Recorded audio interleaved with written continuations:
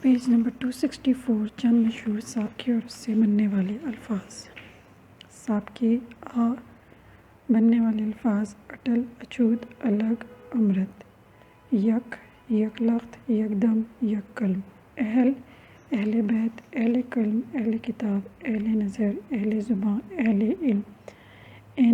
ان پڑھ، ان تھک، انجان، انگنت، انداتا، انمول، اندیکھا۔ با، با عمل، با وفا، با اخلاق، با وضو، با تمیز، با اصول، با اختیار۔ بد، بد مزاج، بد اخلاق، بد ذات، بد رنگ، بد شکل، بد گمان۔ بر، برطرف، برعکس، برخلاف، برگزیدہ، بروقت۔ باز، باز گشت، باز یاب، باز پرس، باز خواں۔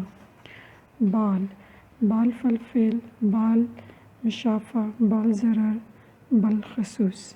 بلند، بلند اقبال، بلند فکر، بلند پرواز، بلند قامت، بلند خیال۔ بن، بن مانگے، بن بلایا، بن دیکھا۔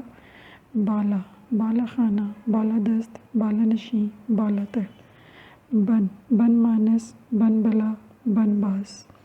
بے، بے مثال، بے نظیر، بے تمیز، بے درد، بے وفا، بے داغ، بے غیرت۔ بیت، بیت اللہ، بیت العلوم، بیت الخلا، بیت المقدس۔ پا، پابند، پایا زنجیر، پاجامہ، پائیدان، پاپوش۔ پاک، پاک باز، پاک دل، پاک دامن۔ پست، پست قد، پست قامت، پست ہمت۔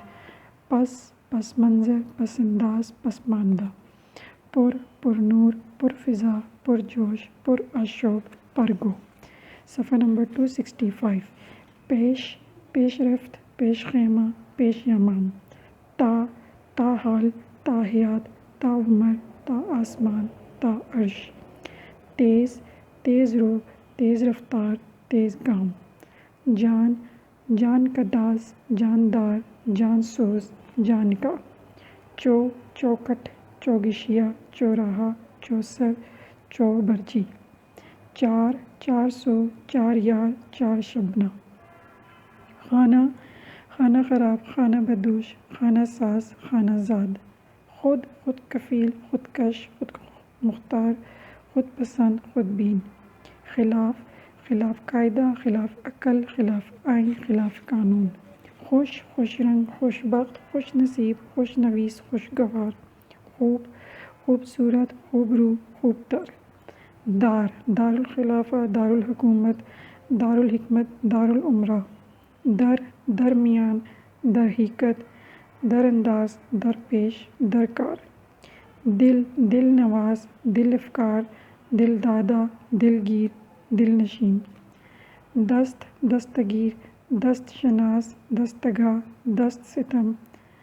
ذی، ذی شان، ذی روح، ذی علم، ذی شعور، ذی الحج۔ راہ، رہبر، رہنما، رہزن، راہگزر۔ زیر، زیر خاک، زیر آسماں، زیر زمین، زیر حراست، زیر دست۔ سر، سرکار، سردار، سرفروش، سربریدہ، سرتاج۔ سیاہ، سیاہ رو، سیاہ بخت، سیاہ فام، سیاہ کار۔ شاہ، شاہ نشین، شہزادہ، شاہراہ، شاہ سوار، شاہکار۔ شہ، شہباز، شہزادی، شہ زور۔ عالی، عالی جاہ، عالی شان، عالی جناب، عالی مرتب، عالی نسب۔ صفحہ نمبر 266۔ عدم، عدم ادائیگی، عدم اعتماد، عدم توجہ، عدم ثبوت۔ غیر، غیر ذمہ دار، غیر قانونی، غیر مساوی، غیر حاضر، غیر شرعی۔ فرو، فروتنی، فرومایہ، فروگزاشت۔ قابل، قابل دید، قابل فہم، قابل تعریف، قابل غور۔ قطع، قطع نظر، قطع کلامی، قطع تعلق۔ کار، کارگر، کارساز، کارفرما، کارگزاری، کارخانہ۔ کثیر، کثیر المعانی، کثیر البلاد، کثیر المقاصد۔ کم، کم گو، کم ظرف، کم خرچ، کم خواب، کم سخن، کم بخت۔ گل، گل اندام، گلستان، گل رخ، گل افشاں، گل چین۔ گم، گمراہ، گمنام، گمشد، گمسم۔ لا، لا حاصل، لا ولد، لا چار، لا فانی، لا محدود۔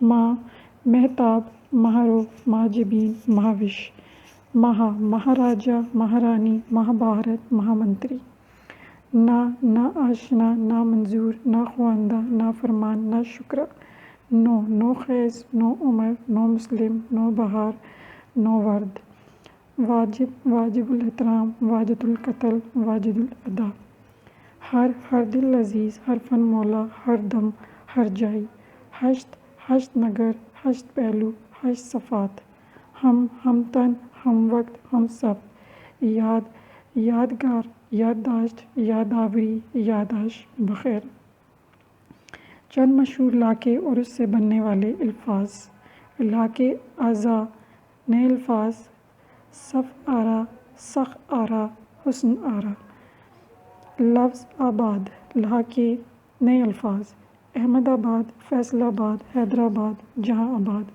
آموز سبق آموز نصیحت آموز نو آموز آمیز کم آمیز تحق آمیز مسلط آمیز افزا روح افزا حسن افزا حوصلہ افزا انداز تیر انداز پا انداز نظر انداز انگیز خیال انگیز فتنہ انگیزی عبرت انگیز انا فقیرانہ شہانہ دلربانہ عاشقانہ مجنونانہ رہبانہ بار شعلہ بار عطر بار برد بار اشک بار باز دھوکے باز نظر باز جام باز دغا باز ہان فعل ہان نہگبان مرغبان گاڑی بان بردار علم بردار حاشیہ بردار ناز بردار فرما بردار بند قلم بند گلو بند پا بند کمر بند قلعہ بند بیان سحر بیان شعلہ بیان خوش بیان بین خود بین کوتا بین باریک بین پرور ناز پرور شکم پرور غریب پرور روح پرور پرست خدا پرست آتش پرست قبر پرست پیر پرست پن لڑک پن گوار پن پھوڑ پن سگڑ پن پور خان پور ہری پور میر پور خیر پور چین گل چین نکتہ چین خوشہ چین خانہ کارخانہ کتب خانہ دیوان خانہ غسل خانہ خوار نمک خوار شیر خوار مے خوار خوار خیر خواہ خاطر خواہ بد خواہ قرض خواہ صفحہ نمبر 268 خور آدم خور گوشت خور شراب خور سود خور خیز مردم خیز نو خیز سحر خیز دار جمعدار سرمایہ دار جاگیردار مالدار چمکدار دان گل دان چینی دان خاک دان پان دان دل تنگ دل فراخ دل سنگ دل رحم دل رس دور رس فریاد رس دست رس رو خوب رو قبلہ رو سیاہ رو سرخ رو زار گل زار ریگ زار سبزہ زار لالہ زار زدہ صاحب زادہ شاہ زادہ خان زادہ حرام زادہ گل زادہ زادی امیر زادی نواب زادی حرام زادی خان زادی زدہ آفت زدہ مصیبت زدہ غم زدہ ستم زدہ زیب تن زیب جہاں زیب اورنگ زیب سلطان زیب ساز کار ساز جل ساز ذہن ساز دوا ساز حلیہ ساز ستان پاکستان بلوچستان چمستان بوستان کوہستان شناس حق شناس خدا شناس مردم شناس فام سفید فام سیاہ فام لالہ فام گل فام فروش پھل فروش سبزی فروش سر فروش بت فروش فریب دل فریب نظر فریب مردم فریب کار نیکوکار بدکار جفاکار فنکار کدا گل کدا آتش کدا صنم کدا دولت کدا ماتم کدا کشا کشور کشا دل کشا مشکل کشا جہاں کشا گار مددگار پروردگار کردگار روزگار صفحہ نمبر 269 گاہ عیدگاہ سیرگاہ جنازہ گاہ ارام گاہ گو درو گو راست گو کم گو پر گو گھاٹ دھوبی گھاٹ شمشان گھاٹ گھر عجائب گھر چڑیا گھر نیلام گھر گھنٹہ گھر ناک المناک دردناک شرمناک خوفناک نامہ طلاق نامہ محبت نامہ ماہ نامہ نگر سری نگر باہل نگر احمد نگر ندا پرندہ ساز زدندہ آئندہ تابندہ باشندہ نشین دل نشین شہ نشین ذہن نشین خاک نشین نما بدنما خوش نما کتب نما رہنما نواز، دل نواز، غریب نواز، مہمان نواز، ادب نواز، وار، مردانہ وار، قصور وار، دیوانہ وار، سوگوار، وان، کوچوان، پہلوان، بھگوان، بندیوان، ہٹ، جگمگاہٹ، مسکراہٹ، چکناہٹ، کڑواہٹ، یاب، فتح یاب، صحت یاب، فیض یاب، شفا یاب، یافتہ، سزا یافتہ، تربیت یافتہ، ترقی یافتہ، تعلیم یافتہ، یار، ہوشیار، حکمت یار، وطن یار، خلق یار، ور، دانشور، ہنر، طاقتور، بیروور، وال، خانی وال، ساہی وال، کوتوال، یالا، سٹیلا، شرمیلا، رنگیلا، ین، رنگین، زیرین، شوقین، رنگین۔ صفحہ نمبر 270 متضاد الفاظ۔ ایک دوسرے کو الٹ معنی رکھنے والے الفاظ کو متضاد الفاظ کہتے ہیں، جیسے شاہ، گدھا، سیاہ و سفید وغیرہ۔ چند متضاد الفاظ درج ذیل ہیں: لفظ اول متضاد آخر: اجلا، میلہ، آزاد، غلام، آباد، ویران، اندر، باہر، ایمان، کفر، امر، نہیں، ازل، عبد، اتفاق، نفاق، ابتدا، انتہا، آمدن، خرچ، اجر، اجیر، آزادی، غلامی، آخرت، دنیا، افسر، ماتحت، پرامید، ناامید، انکار، اقرار، آگ، پانی، ادنا، اعلیٰ، اپنا، پرایا، آشنا، نا آشنا، آغا، انجام، اجالا، اندھیرا، امام، مقتدی، انسان، حیوان، اتار چڑھاؤ، امیر، غریب، آمد، رفت، آسماں، زمین، آئندہ، گزشتہ، اصلی، نقلی، علانیہ، خفیہ، اچھا، برا، امن، جنگ، اندرون، بیرون، اقبال، اوبار، بد، نیک، باقی، فانی، برآمد، درآمد، بڑا، چھوٹا، بری، بحری، بادشاہ، گدھا، بچہ، بوڑھا، باطل، حق، بخل، سخاوت، باطن، ظاہر، بھاری، ہلکا، بعید، قریب، بیاں، دیاں، بایاں، دایاں، بیشی، کمی، بہتر، کمتر، بہت، تھوڑا، بد، قرب، بیمار، درست، بنجر، زرخیز، پاک، ناپاک، پوشیدہ، آشکار، پکا، کچا، پختہ، خام، پس، پیش، یورپ، پچھم، پیر، مرید، پیادہ، سوار، پر، تہی، پائیاب، عمیق، پرانا، نیا، تاخیر، تقدیم، الٹا، سیدھا، اثبات، نفی۔ Page number 271۔ استاد، شاگرد، اکثریت، اقلیت، عمارت، غربت، اونچا، نیچا، ٹھوکر، پرچون، تنگ، فراخ، تنگ دل، فراخ دل، تلخ، شیریں، تعمیر، تخریب، تدبیر، تقدیر، تریاک، زہر، تازہ، باسی، تائید، ترید، ٹھنڈا، گرم، ٹیڑھا، عمودی، ٹھگنا، لمبا، ٹوٹا، سالم، ثواب، عذاب، ثابت، سیار، ثنا، ہجوم، اٹھنا، بیٹھنا، اکبر، اصغر، اگلا، پچھلا، آگے، پیچھے، امانت، خیانت، جفا، وفا، جزا، سزا، جاگنا، سونا، جمہوریت، آمریت، جدت، قدامت، چست، سست، چڑھنا، اترنا، چلنا، ٹھہرنا، چھاؤں، دھوپ، چھپانا، ظاہر کرنا، حریف، حلیف، حیات، ممات، حاضر، غائب، حاکم، محکوم، حرکت، جمود، حرام، حلال، بلندی، پستی، بہار، خزاں، بیکار، درکار، بدصورت، خوبصورت، بعد، پہلے، بزدل، شیردل، خوبی، خامی، دیوانہ، فرزانہ، دن، رات، دلیر، ڈرپوک، دبلا، موٹا، دین، دنیا، دانا، ناداں، درست، غلط، دشواری، آسانی، دیس، پردیس، دستیاب، نایاب، دور، نزدیک، دکھ، سکھ، ذلت، عزت، ذہین، غبی، ضم، مد، تاریک، روشن، تحقیر، توقیر، تصدیق، تردید، تر، خشک، ترقی، تنزل، تعزیت، تہنیت، زبردست، زیر دست، زندگی، موت، زوال، عروج، زنانہ، مردانہ، سیاہ، سفید، سخی، کنجوس، سادگی، بناوٹ، سردی، گرمی، سستا، مہنگا، سکڑنا، پھیلنا، سچ، جھوٹ، سخت، نرم، سہل، مشکل، شام، صبح، شک، یقین۔ صفحہ نمبر 272۔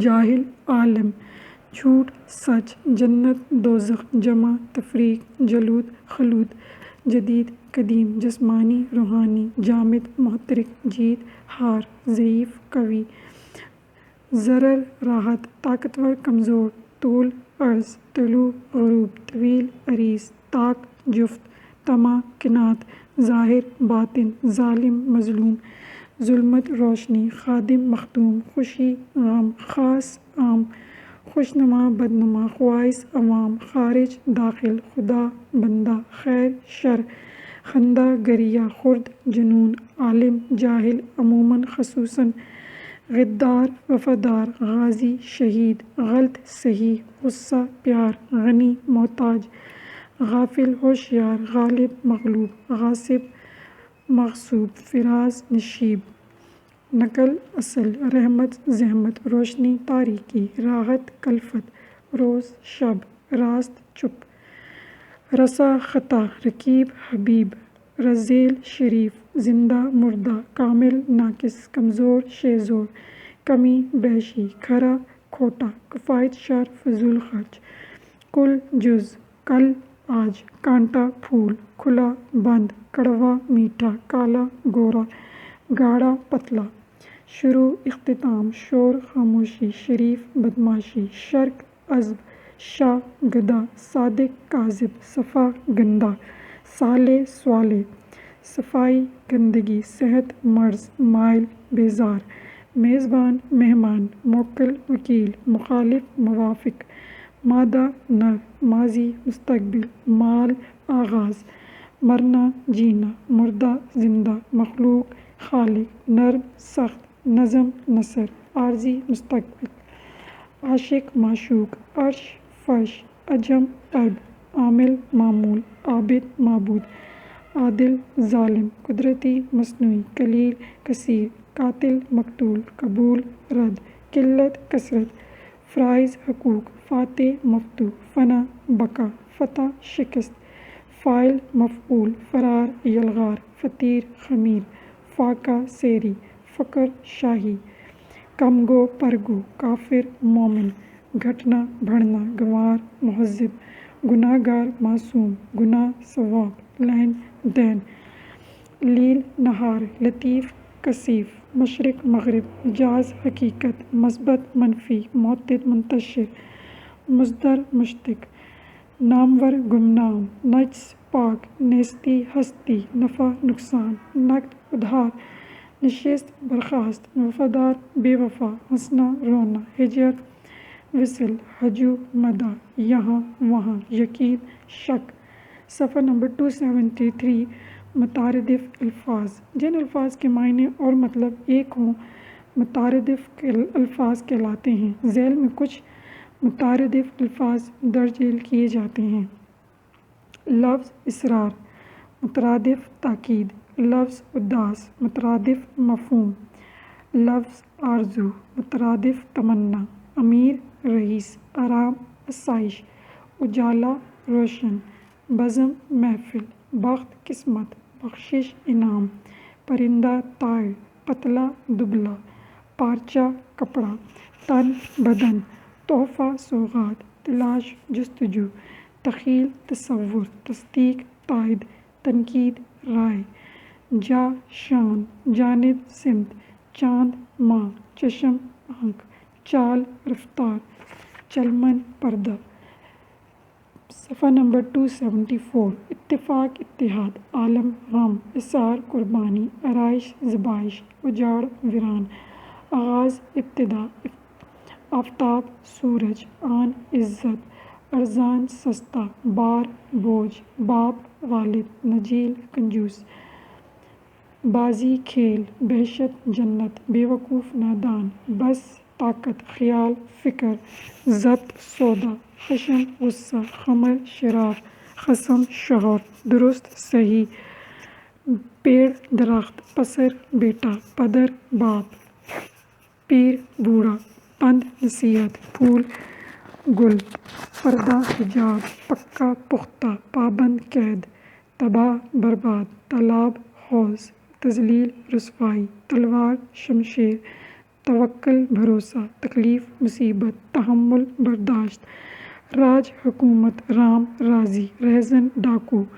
رنج عالم، دام قیمت، روگ غم، تاجل جلدی، تحمید آغاز، تادیب سزا، ٹھٹھا مذاق، ٹٹول تلاش، ٹھرا شراب، ٹھگ فریبی، ثمر پھل، ثروت دولت، ثابت ساکن، ثقیل بھاری، جور ستم، جان روح، جال دام، جی دل، جمیل حسین، شگاف سوراخ، شر فساد، شان شوکت، شور غل، شکوہ شکایت، صحرا بیابان، چرخ فلک، چوک چوراہا، چرچ گرجا، چین قرار، حبیب دوست، حریف دشمن، حرص لالچ طمع، حلاوت شیرینی، حزب جماعت، خورشید سورج، خوف ڈر، خرد عقل، خوشی مسرت، خیر برکت، شاد خوش، خشت اینٹ، قریب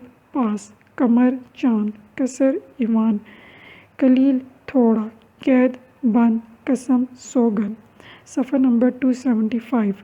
دکھ درد، داغ دھبا، دشوار مشکل، دانا ہوشیار، دہر زمانہ، دمک چمک، دھونس دھاندلی، دین مذہب، داور مالک، داستاں قصہ، ڈانٹ ڈپٹ، ڈر خوف، ڈھال سپر، ڈھونگ فریب، ذلت رسوائی، ذلیل رسوا، ذہین عقلمند، ذات نسل، رش بھیڑ، روز دن، رات شب، راہی مسافر، سیاہ کالا، سرسبز شاداب، ساحر جادوگر، سحر جادو، سرد ٹھنڈا، سحر صبح، سرکش باغی، شک شبہ، شبنم اوس، شکست ریخت، شراب میں، شاہد گواہ، شجر درخت، شمع ذرہ، صالح نیک، صادق سچا، سور بغل، صوت آواز، صائب مناسب، ضرر نقصان، ضمیر دل، ضیافت دعوت، ضائع بیکار، ذو روشنی، قسمت نصیب، قلت کمی، قد قامت، قہر غضب، کیل کال، قصہ کہانی، قرض ادھار، کن شکر، کردار عمل، کشادہ فراخ، کافر منکر، کاوش محنت، کشت خون، گور قبر، گوار اجڑ، محبت الفت، مشرق یورپ، مال دولت، قائم دائم، مضبوط مستحکم، مفلس نادار، مکتب مدرسہ، نیک صالح، نسبت حسب، واعظ نصیحت، نظیر مثال، ہجر فراق۔ صفحہ نمبر 276۔ انشاء پردازی، خطوط نفیسی، خط کی اقسام۔ خطوط عام طریقے سے 3 قسم کے ہوتے ہیں: 1 ذاتی خطوط، 2 سرکاری خطوط، 3 کاروباری خطوط۔ 1 ذاتی خطوط۔ اس قسم کے خطوط ہم اپنے دوستوں، رشتہ داروں، عزیزوں اور دوسرے اجنبی لوگوں کو لکھتے ہیں اور اس میں عام طور پر ذاتی باتیں ہوتی ہیں۔ 2 سرکاری خطوط۔ عوام کی طرف سے مختلف افسروں، ماتحتوں اور افسروں کے درمیان مختلف کاموں اور حکومت کے مختلف دفاتر کی طرف سے عوام کی اطلاع کے سلسلے میں جو خطوط ارسال کیے جاتے ہیں انہیں سرکاری خطوط کہا جاتا ہے۔ 3 کاروباری خطوط۔ ایسے خطوط کاروباری اداروں، کارخانوں، اخبار و جرائد کے مدیروں کے نام لکھے جاتے ہیں۔ خطوط لکھنے کا طریقہ۔ خط کے بنیادی 7 حصے ہوتے ہیں: 1 خط لکھنے والے کا پتہ، 2 تاریخ، 3 القاب، 4 آداب، 5 نفس مضمون، 6 اختتامیہ، 7 مکتوب عالیہ کا نام اور پتہ۔ خط لکھنے والے کا پتہ۔ خط لکھنے والا خط شروع کرنے سے پہلے کاغذ کے دائیں کونے میں اوپر اپنا پتہ لکھے گا، مثلاً ثمر باغ، ضلع دیر۔ پتے کے عین نیچے تاریخ لکھیں۔ تاریخ پوری ہونی چاہیے، مثلاً 4 مئی 2009۔ تیسری سطر میں کاغذ کے درمیان مکتوب عالیہ کو موزوں الفاظ سے مخاطب کریں: پیارے دوست اجمل۔ چوتھی سطر میں موضوع اور مناسب آداب تحریر کریں، جیسے السلام علیکم، تسلیمات، آداب، سلام و نیاز وغیرہ۔ پانچویں سطر میں خط لکھنے والا اپنا مدعا لکھنا شروع کرے۔ ایک بات لکھنا ہو تو صرف ایک پیراگراف کافی ہے۔ اگر 2 مختلف باتیں لکھنا مقصود ہوں تو نئی بات کے لیے نیا پیراگراف شروع کرے۔ چھٹے حصے میں نفس مضمون کے بعد خط لکھنے والا موضوع کلمات کے ساتھ اپنا نام لکھے، مثلاً دعا گو اسلام، نیاز مند اکبر، آپ کا مخلص سلیم، خاص کار گل خان، خیر اندیش کلیم، آپ کا خادم جمال وغیرہ۔ ساتویں اور آخری حصے میں مکتوب عالیہ کا پورا نام اور پتہ لکھیں۔ یاد رہے کہ یہ پتہ لفافے یا پوسٹ کارڈ پر لکھنا ہوگا، یہ خطوط کا حصہ نہیں۔ خط کا ایک نمونہ: ثمر باغ، ضلع دیر، 4 مئی 2009۔ پیارے دوست حمید، السلام علیکم۔ اس کے بعد ہم نفس مضمون تحریر کریں گے۔ آپ کے بڑے بھائی کراچی گئے ہیں اور ابھی تک خیریت کی اطلاع نہیں ملی۔ خط کے ذریعے اس کی خیریت دریافت کیجیے۔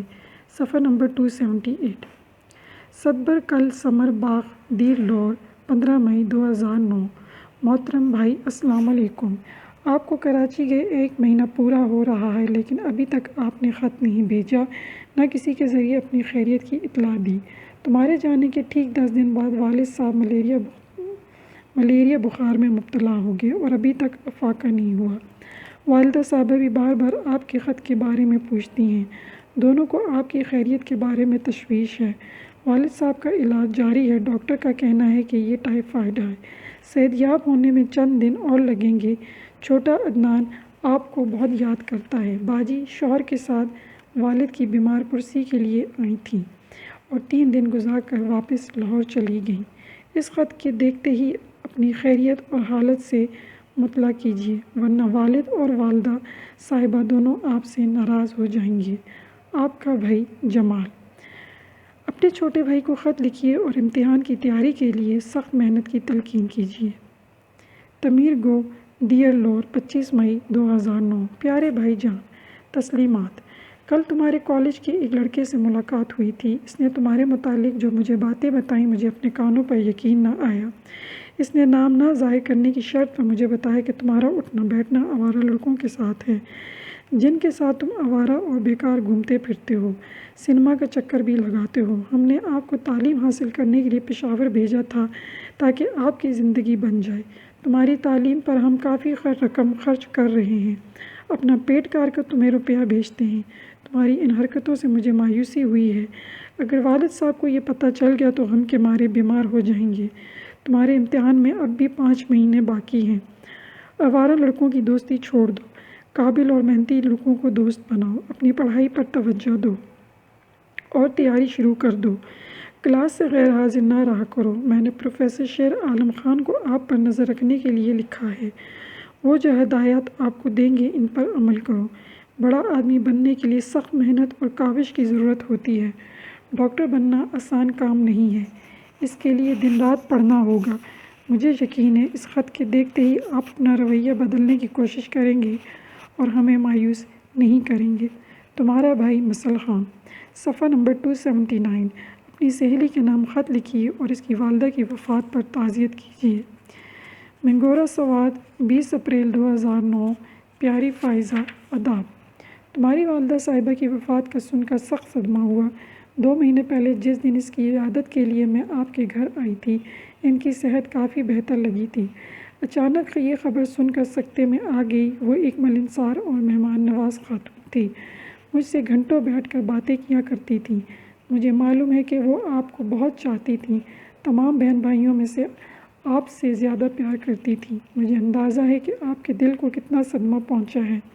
اس کے روٹھ جانے سے جو خلا پیدا ہوا ہے وہ پر نہیں ہو سکتا، لیکن موت اٹل ہے اور ہر کسی کو اس کا ذائقہ چکھنا ہے۔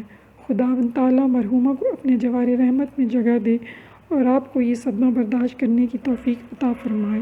ان اللہ و ان اللہ راجعون۔ تمہاری سہیلی سمینہ۔ صفحہ نمبر 280۔ اپنی دوست کو شادی پر تھنیتی خط ارسال کیجیے۔ چکدیرہ، دیر لوئر، 16 مارچ 2009۔ پیارے دوست حارث، السلام علیکم۔ میں جانتا ہوں آپ مجھ سے ناراض ہیں، ڈرتے ڈرتے خط لکھ رہا ہوں، کہیں آپ کسی جگہ سے نمودار ہو کر ابھی یہ خط پھاڑ نہ دیں۔ آپ کی شادی کا کارڈ مجھے بروقت ملا تھا اور اس دن کی نشاندہی ہو گئی تھی جس کا ہمیں برسوں سے انتظار تھا۔ میں خوشی سے پھولے نہیں سما رہا تھا، لیکن خدا کے کاموں میں کوئی دم نہیں مار سکتا۔ ہماری شادی سے 2 دن پہلے میری ماں کے گردوں کی تکلیف میں اضافہ ہوا اور مجبوراً اسے اسپتال میں داخل کرنا پڑا، جس کی تیمارداری کے لیے میں 1 ہفتے اسپتال میں رہا۔ کل ہی ہم اسپتال سے واپس گھر آئے ہیں۔ ماں جی کی حالت اب بہتر ہے۔ میں اس خط کے ذریعے آپ کو بہت بہت مبارکباد پیش کرتا ہوں اور اپنے جیون ساتھی کے ساتھ تاحیات بہتر اور خوشگوار تعلقات کے لیے خدا سے دستے دعا ہوں۔ اب خط پھاڑنے کا ارادہ ترک کر دیجیے اور جا کر بھابھی کو میری مبارکباد پہنچا دیجیے۔ تمہارا دوست عبدالرحمان۔ صفحہ نمبر 281۔ اپنے والد کو خط لکھیے اور اپنے پڑھائی کے بارے میں مطلع کیجیے۔ جہانزیب کالج منگورہ، 15 دسمبر 2009۔ قبلہ و کعبہ۔ والد صاحب السلام علیکم۔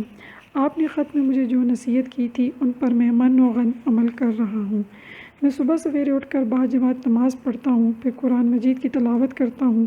تلاوت کے بعد اپنی پڑھائی شروع کرتا ہوں۔ ہمارے ہاسٹل میں کیمسٹری اور ریاضی کے پروفیسر صاحبان مقیم ہیں، جس کے ساتھ میرے تعلقات بہت اچھے ہیں۔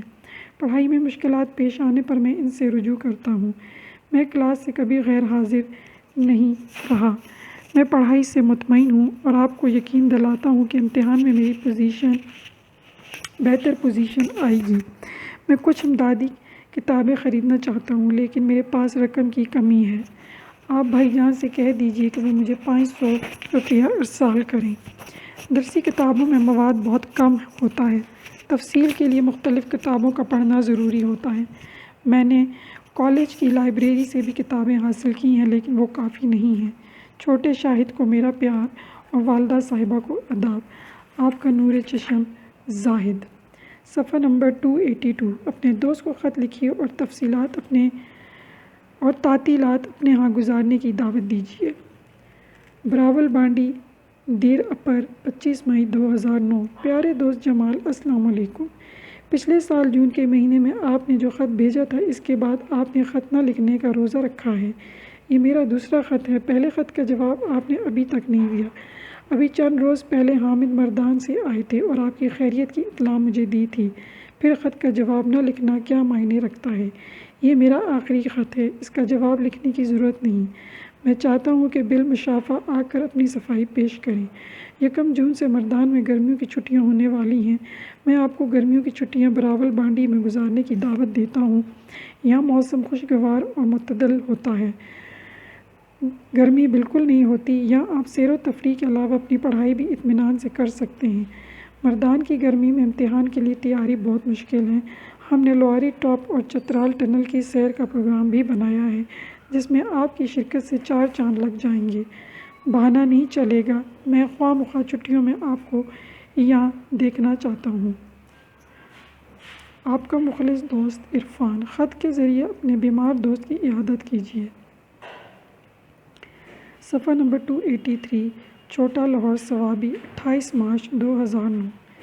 پیارے دوست جواد، تسلیمات۔ رشید کی زبانی آپ کی بیماری کا سن کر بہت پریشان ہوا۔ اس نے بتایا کہ آپ کو فلو ہو گیا تھا، جس نے سنگین صورتحال اختیار کر لی تھی اور آپ کو اسپتال میں داخل ہونا پڑا تھا۔ میں بڑا بے چین ہوں، لیکن باامر مجبوری عیادت کے لیے خود حاضر نہیں ہو سکتا۔ میرا FSC کا امتحان شروع ہونے والا ہے، جس کے لیے بھرپور تیاری کر رہا ہوں۔ میں ہر نماز کے بعد اللہ تعالیٰ سے آپ کی صحت یابی کے لیے دعا کرتا ہوں۔ میرے والدین بھی آپ کو دعا میں یاد رکھتے ہیں۔ امتحان ختم ہونے کے بعد میں بنفس نفیس آپ کی خدمت میں حاضر ہو جاؤں گا۔ بیماری کے دوران اپنی نماز کا خیال رکھیے اور ذکر و اذکار میں اپنا وقت گزاریے۔ اللہ بہت جلد صحت کاملہ عطا فرمائے گا۔ فی الحال خط کے ذریعے اس ناچیز کی عیادت قبول کیجیے۔ خدا آپ کو صحت عطا کرے، آمین۔ آپ کا دوست ناصر۔ اپنے چھوٹے بھائی کو خط لکھیے اور سگریٹ نوشی ترک کرنے کی تلقین کیجیے۔ بڑھ خیلہ مالاکنڈ جنسی، 2 مارچ 2009۔ عزیز من جمیل، تسلیمات۔ مجھے باخبر ذرائع سے معلوم ہوا کہ تم نے سگریٹ نوشی شروع کی ہے۔ شک تو مجھے پہلے ہی سے تھا، لیکن میں اس خبر کو یقینی بنانا چاہتا تھا۔ اب جس ذرائع سے مجھے پتہ چلا ہے، اس میں شک و شبہے کی گنجائش نہیں۔ یہ جان کر میرے دل کو صدمہ پہنچا۔ والدین کو پتہ چل گیا تو نہ جانے ان پر کیا گزرے گی۔ جان من، سگریٹ نوشی چرس، افیون، کوکین، ہیروئن وغیرہ کے لیے راہ ہموار کرتی ہے۔ یہ نشہ تمام نشوں کی ماں ہے۔ سگریٹ نوشی خود بھی بہت خطرناک ہے، اس سے گلے اور پھیپھڑوں کا کینسر ہوتا ہے، دمے کا مرض بھی اس سے لاحق ہوتا ہے۔ تم نے فیشن کے طور پر دوسرے لڑکوں کو دیکھا دیکھی سگریٹ نوشی شروع کر کے فضول خرچی کے ساتھ ساتھ خود کو ہلاکت میں ڈالا ہے۔ ہمارے خاندان میں تم پہلے سگریٹ نوش ہو، اگر اپنی بھلائی چاہتے ہو تو اس خط کے دیکھتے ہی سگریٹ کا ڈبیا کسی کوڑے دان میں ڈال دو اور آئندہ کے لیے سگریٹ نوشوں کے قریب بھی نہ جاؤ۔ والد صاحب کو پتہ چل گیا تو تمہاری خیر نہیں۔ میں وعدہ کرتا ہوں کہ والدین کو نہیں بتاؤں گا، لیکن تمہیں بھی وعدہ کرنا ہوگا کہ آئندہ کے لیے سگریٹ کا نام بھی نہیں لے گا۔ تمہارا بھائی یاسر۔ صفحہ نمبر 284۔ تمہارے بھائی کی شادی ہونے والی ہے، اپنے دوست کو خط کے ذریعے دعوت دیجیے۔ واڑی ضلع دیر بالا، 15 فروری 2009۔ پیارے دوست کاشف، السلام علیکم۔ میرے بھائی کی شادی کے لیے 22 فروری کی تاریخ طے ہو چکی ہے، جس میں تمام دوست و احباب کو شرکت کی دعوت دی گئی ہے۔ میں آپ کو بھی شادی میں شرکت کی دعوت دیتا ہوں۔ مجھے معلوم ہے کہ تمہارے والد صاحب ملازمت کے سلسلے میں گھر سے باہر ہیں اور گھر کی تمام ذمہ داری آپ کے کاندھوں پر ہے، لیکن یہ موقع ایسا ہے جس کے لیے آپ کو 2-3 دن کی قربانی دینی ہوگی۔ میرے اور تمام دوست اور کلاس فیلوز اس محفل میں شرکت کر رہے ہیں۔ اگر آپ نہ آئے تو شادی کا مزہ کرکرا ہو جائے گا۔ میرے والد صاحب نے محلے کی مسجد میں محفل حمد و نعت کا بھی انتظام کر رہا ہے، جس کے لیے مشہور معروف نعت خوانوں کو دعوت دی گئی ہے۔ تمہارا شمار بھی بہترین نعت خوانوں میں ہوتا ہے۔ سب دوستوں کی خواہش کے رنگ و نوت کی یہ محفل تمہاری مترنم آواز سے آراستہ اور دلچسپ بن جائے گا۔ فروری کی 21 تاریخ کو بعد از دوپہر یہاں پہنچنے کی کوشش کریں۔ شکریہ، آپ کا مخلص دوست مراد۔ صفحہ نمبر 285۔ اخبار کے مدیر کو خط لکھیے اور بتائیے کہ آپ کے گاؤں میں منشیات کا کاروبار ہو رہا ہے۔ کمرہ امتحان، 20 مارچ 2009۔ مکرمی و محترمی جناب مدیر صاحب، روزنامہ ایکسپریس، السلام علیکم۔ منشیات کا کاروبار ختم کرنے کے لیے حکومت کثیر رقم خرچ کر رہی ہے۔ آپ جیسے اہل قلم بھی اخباروں اور رسالوں میں منشیات کے خلاف لکھ رہے ہیں اور اس کی تباہ کاریوں کو اجاگر کر رہے ہیں، لیکن منشیات کے کاروبار اور استعمال میں آئے دن اضافہ ہو رہا ہے اور نشئی افراد کی تعداد دن بدن بڑھتی جا رہی ہے۔ 2-3 سال پہلے ہمارا گاؤں امن کا گہوارہ تھا، لوگ سکھ چین کی زندگی بسر کر رہے تھے۔ گاؤں کے بزرگ چھوٹی چھوٹی باتوں پر نوجوانوں کو ڈانٹتے تھے۔ نسوار اور سگریٹ کا استعمال بھی سرعام معیوب سمجھا جاتا تھا۔ سگریٹ استعمال کرنے والے بعض نوجوانوں کو والدین نے گھر سے نکال دیا تھا اور بعض کو سخت سزائیں دی گئی تھیں، لیکن اب حال یہ ہے کہ گاؤں کے آدھے سے زیادہ نوجوان خطرناک اور جان لیوا نشوں کے عادی ہو چکے ہیں۔ سگریٹ اور نسوار تو بچوں کے ہاتھوں میں بھی نظر آ رہا ہے۔ ہیروئن، چرس اور دیسی شراب کا عام استعمال ہو رہا ہے۔ منشیات کی خرید و فروخت باقاعدہ ایک کاروبار کی شکل اختیار کر گیا ہے۔ چوری چکاری اور ڈاکہ زنی کی وارداتوں میں اضافہ ہو رہا ہے۔ بیکاری اور بے روزگاری بڑھ رہی ہے۔ نشئی جتھوں کی صورت میں سرے راہ بیٹھے ہیروئن پیتے ہیں اور کوئی پوچھنے والا نہیں۔ میں آپ کے اخبار کی وساطت سے حکومت کی توجہ اس جانب مبذول کرانا چاہتا ہوں۔ اس کاروبار میں ڈرگ مافیا کے ساتھ ساتھ حکومتی اہلکار بھی ملوث نظر آتے ہیں اور ہر ایک کو باقاعدہ حصہ ملتا ہے۔ ارباب اختیار سے استدعا کرتا ہوں کہ وہ اس کاروبار میں ملوث تمام افراد کی نشاندہی کریں، نشیوں کو گرفتار کر کے ان کے علاج کا بندوبست کریں، ورنہ حالات قابو سے باہر ہو جائیں گے۔ آپ سے گزارش ہے کہ میری تجاویز کو اخبار کی وساطت سے حکومت کے گوشے گزار کر کے ممنون فرمائیں۔ آپ کا مخلص آفتاب خان، گورنمنٹ کالج، درگئی مالاکٹ ایجنسی۔ صفحہ نمبر 286۔ کتب فروش کو خط لکھیے اور وی پی کے ذریعے کتابیں بھیجنے کی درخواست کریں۔ باجوڑ ایجنسی، 23 مئی 2009۔ مکرمی جناب منیجر صاحب، یونیورسٹی بک ایجنسی پشاور، السلام علیکم۔ مجھے مندرجہ ذیل کتابوں کی اشد ضرورت ہے، بذریعہ وی پی ارسال فرما کر ممنون فرمائیں۔ قیمت میں رعایت ضرور کیجیے گا۔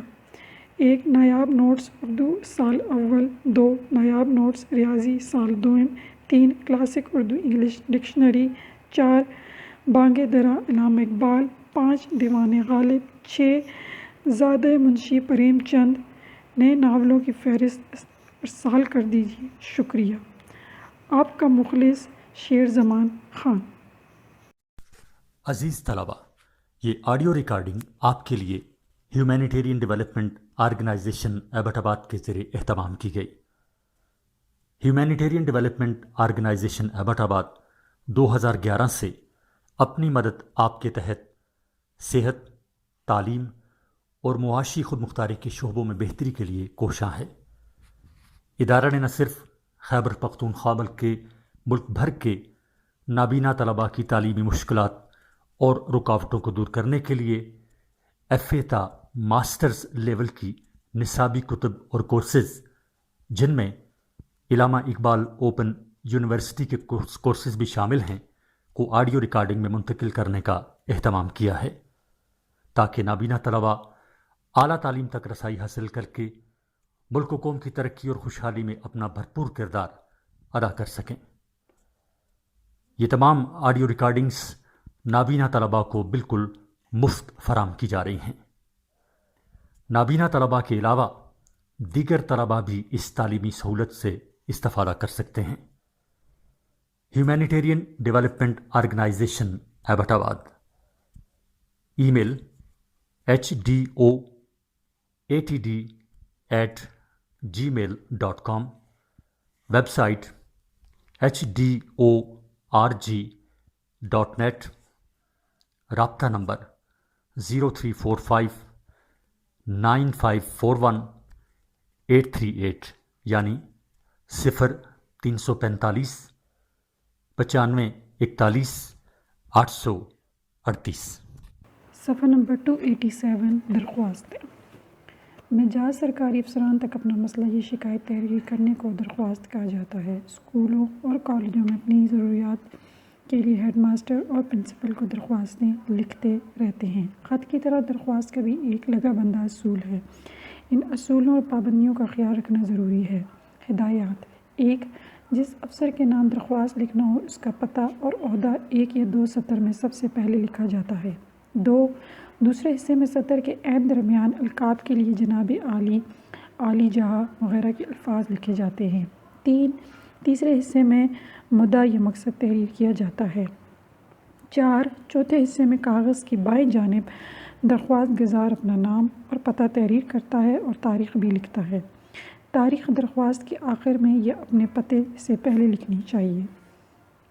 درخواست کا نمونہ: محترم جناب پرنسپل صاحب، گورنمنٹ ڈگری کالج تعمیر دیئر لور، جناب عالی، مؤدبانہ گزارش ہے۔ صفحہ نمبر 288۔ مورخہ 30 اپریل 2009۔ آپ کا فرمانبردار، رول نمبر 5657، جماعت نہم۔ اپنے پرنسپل کو بیماری کی وجہ سے چھٹی کی درخواست لکھیے۔ محترم جناب پرنسپل صاحب، ڈگری کالج گل آباد دیر، جناب عالی، نہایت ادب سے گزارش ہے کہ میں گزشتہ 2 دن سے ملیریا بخار میں مبتلا ہوں۔ علاج سے تھوڑا سا افاقہ ہوا ہے لیکن کمزوری ابھی باقی ہے۔ مہربانی فرما کر 4 یوم 24 سے 27 جنوری کی چھٹی عنایت فرمائیں۔ زیادہ ادب، الارز تابعدار رشید احمد، سال دوئم، رول نمبر 48۔ اپنے پرنسپل کو ذاتی کام کے لیے رخصت کی درخواست لکھیے۔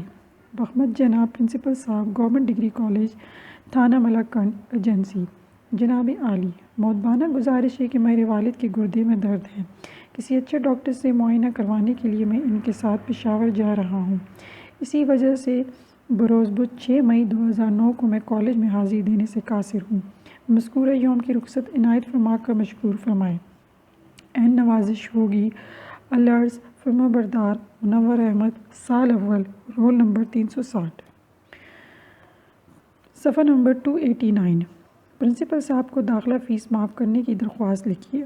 باحضور جناب پرنسپل صاحب، ڈگری کالج دیر اپر، جناب عالی، بڑے ادب سے گزارش ہے کہ میں نے میٹرک کا امتحان فرسٹ ڈویژن حاصل کر کے پاس کیا ہے۔ اب آپ کے زیر سایہ کالج ہاسا میں داخلہ لینا چاہتا ہوں۔ میرے والد صاحب محنت مزدوری کرتے ہیں اور مہنگائی کے اس دور میں گھر کے اخراجات بھی پوری نہیں ہوتے۔ بعض ضرورتوں کے لیے ہمیشہ قرض لینا پڑتا ہے۔ اسکول میں میرا شمار ذہین اور قابل طلباء میں ہوتا تھا۔ اساتذہ کرام مجھ سے بہت خوش تھے، لیکن غربت کی وجہ سے کالج کا داخلہ فیس ادا نہیں کر سکتا۔ مجھے اعلیٰ تعلیم حاصل کرنے کا بہت شوق ہے اور میں تعلیمی سلسلہ جاری رکھنا چاہتا ہوں۔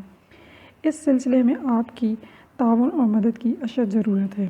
اگر آپ میری داخلہ فیس معاف فرمائیں اور کالج حاضہ کے پور فنڈ سے کتابوں کے لیے میری مالی مدد کریں تو میں اور میرے والدین تاعمر دعا گو رہیں گے۔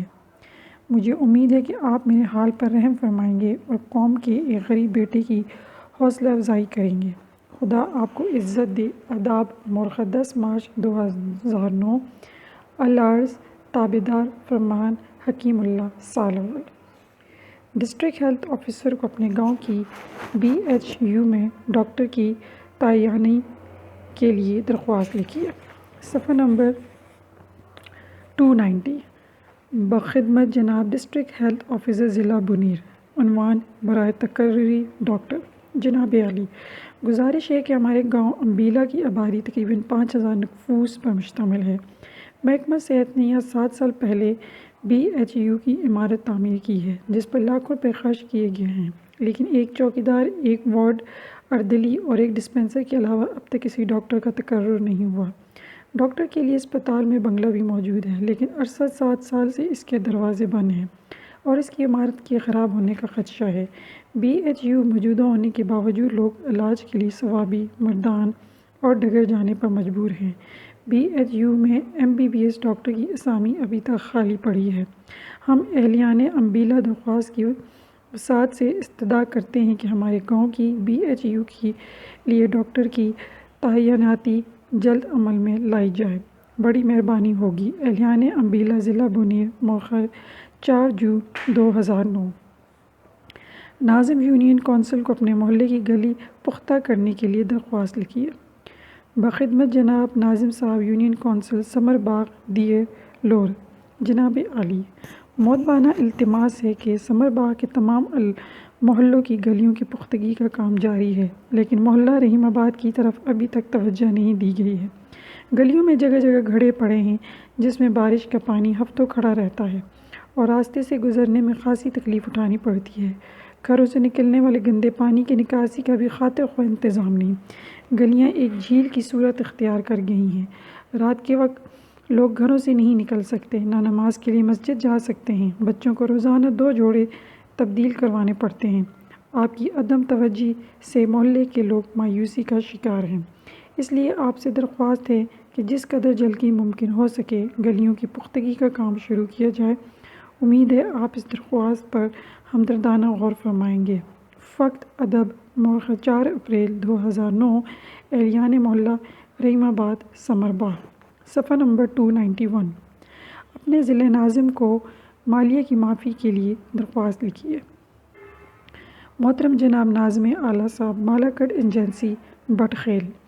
عالی جاں، مؤدبانہ گزارش ہے کہ ہم اہلیان شنگرگئی تحصیل درگئی عرصہ دراز سے تمباکو کی فصل کاشت کرتے ہیں۔ یہ ہمارے لیے ایک نقد آور فصل ہے جس سے ہماری تمام ضروریات پوری ہوتی ہیں، لیکن طوفان اور یا ژالہ باری سے تمباکو کی کھڑی فصل مکمل طور پر تباہ ہو گئی ہے اور کھیت بالکل خالی پڑے ہیں۔ گھر کی ضروریات اور اخراجات کے لیے قرض لینے پر مجبور ہیں۔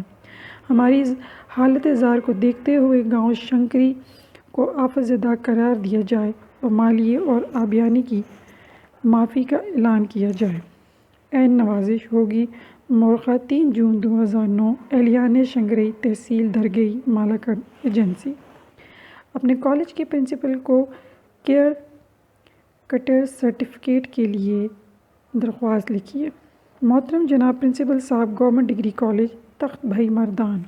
جناب عالی، مؤدبانہ گزارش ہے کہ میں نے سیکنڈ ایئر کے امتحان کالج حاضہ سے 625 نمبر حاصل کر کے پاس کیا ہے۔ میں مزید تعلیم حاصل کرنے کا خواہش مند ہوں اور 3rd ایئر میں داخلہ لینا چاہتا ہوں، جس کے لیے مجھے چال چلن کے سرٹیفکیٹ کی ضرورت ہے۔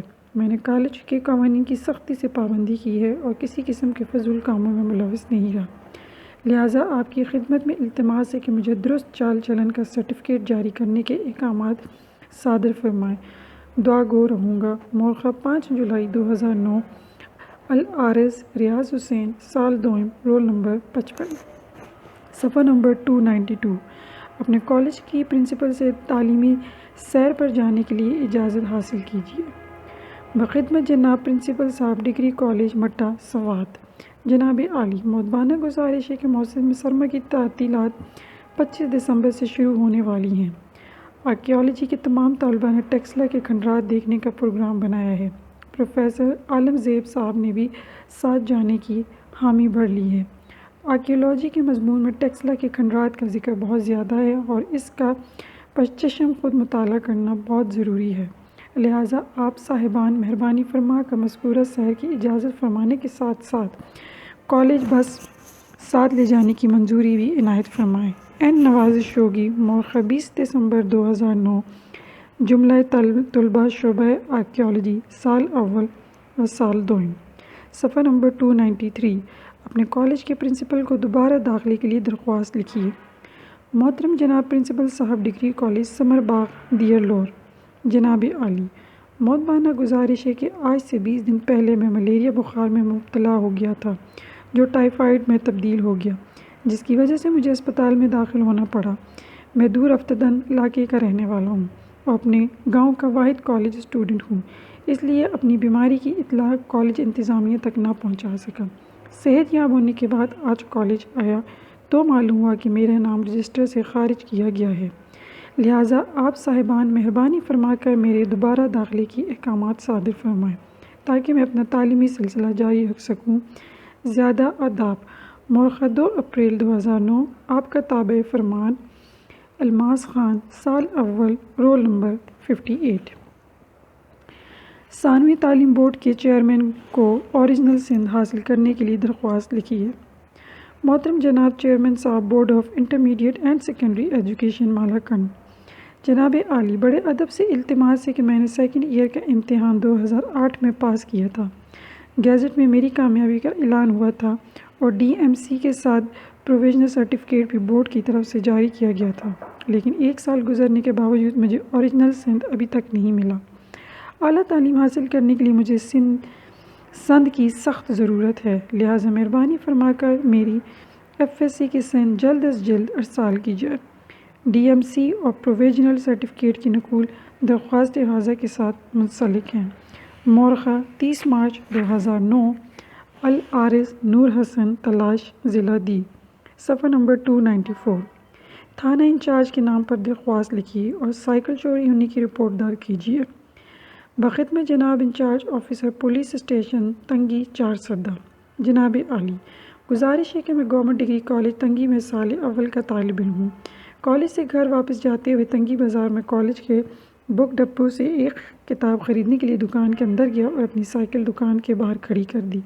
میں چونکہ زیادہ وقت نہیں لینا چاہتا تھا اس لیے سائیکل کو تالا نہیں لگایا۔ 3 منٹ بعد میں دکان سے کتاب خرید کر دکان سے باہر نکلا تو سائیکل غائب تھی۔ میں نے ادھر ادھر بہت تلاش کیا، لوگوں سے بھی پوچھا لیکن سب نے لا علمی ظاہر کی۔ میری سائیکل سورا برانڈ کا ہے اور اس کا نمبر AD 41425 ہے۔ پشاور میں جس دکان سے میں نے یہ سائیکل خریدی اس کی رسید میرے پاس موجود ہے۔ آپ سے درخواست ہے کہ میری سائیکل کی گمشدگی رپورٹ درج فرمائیں اور سائیکل کی بازیابی کے لیے مناسب اقدامات اٹھانے کا حکم صادر فرمائیں۔ دعا گو رہوں گا۔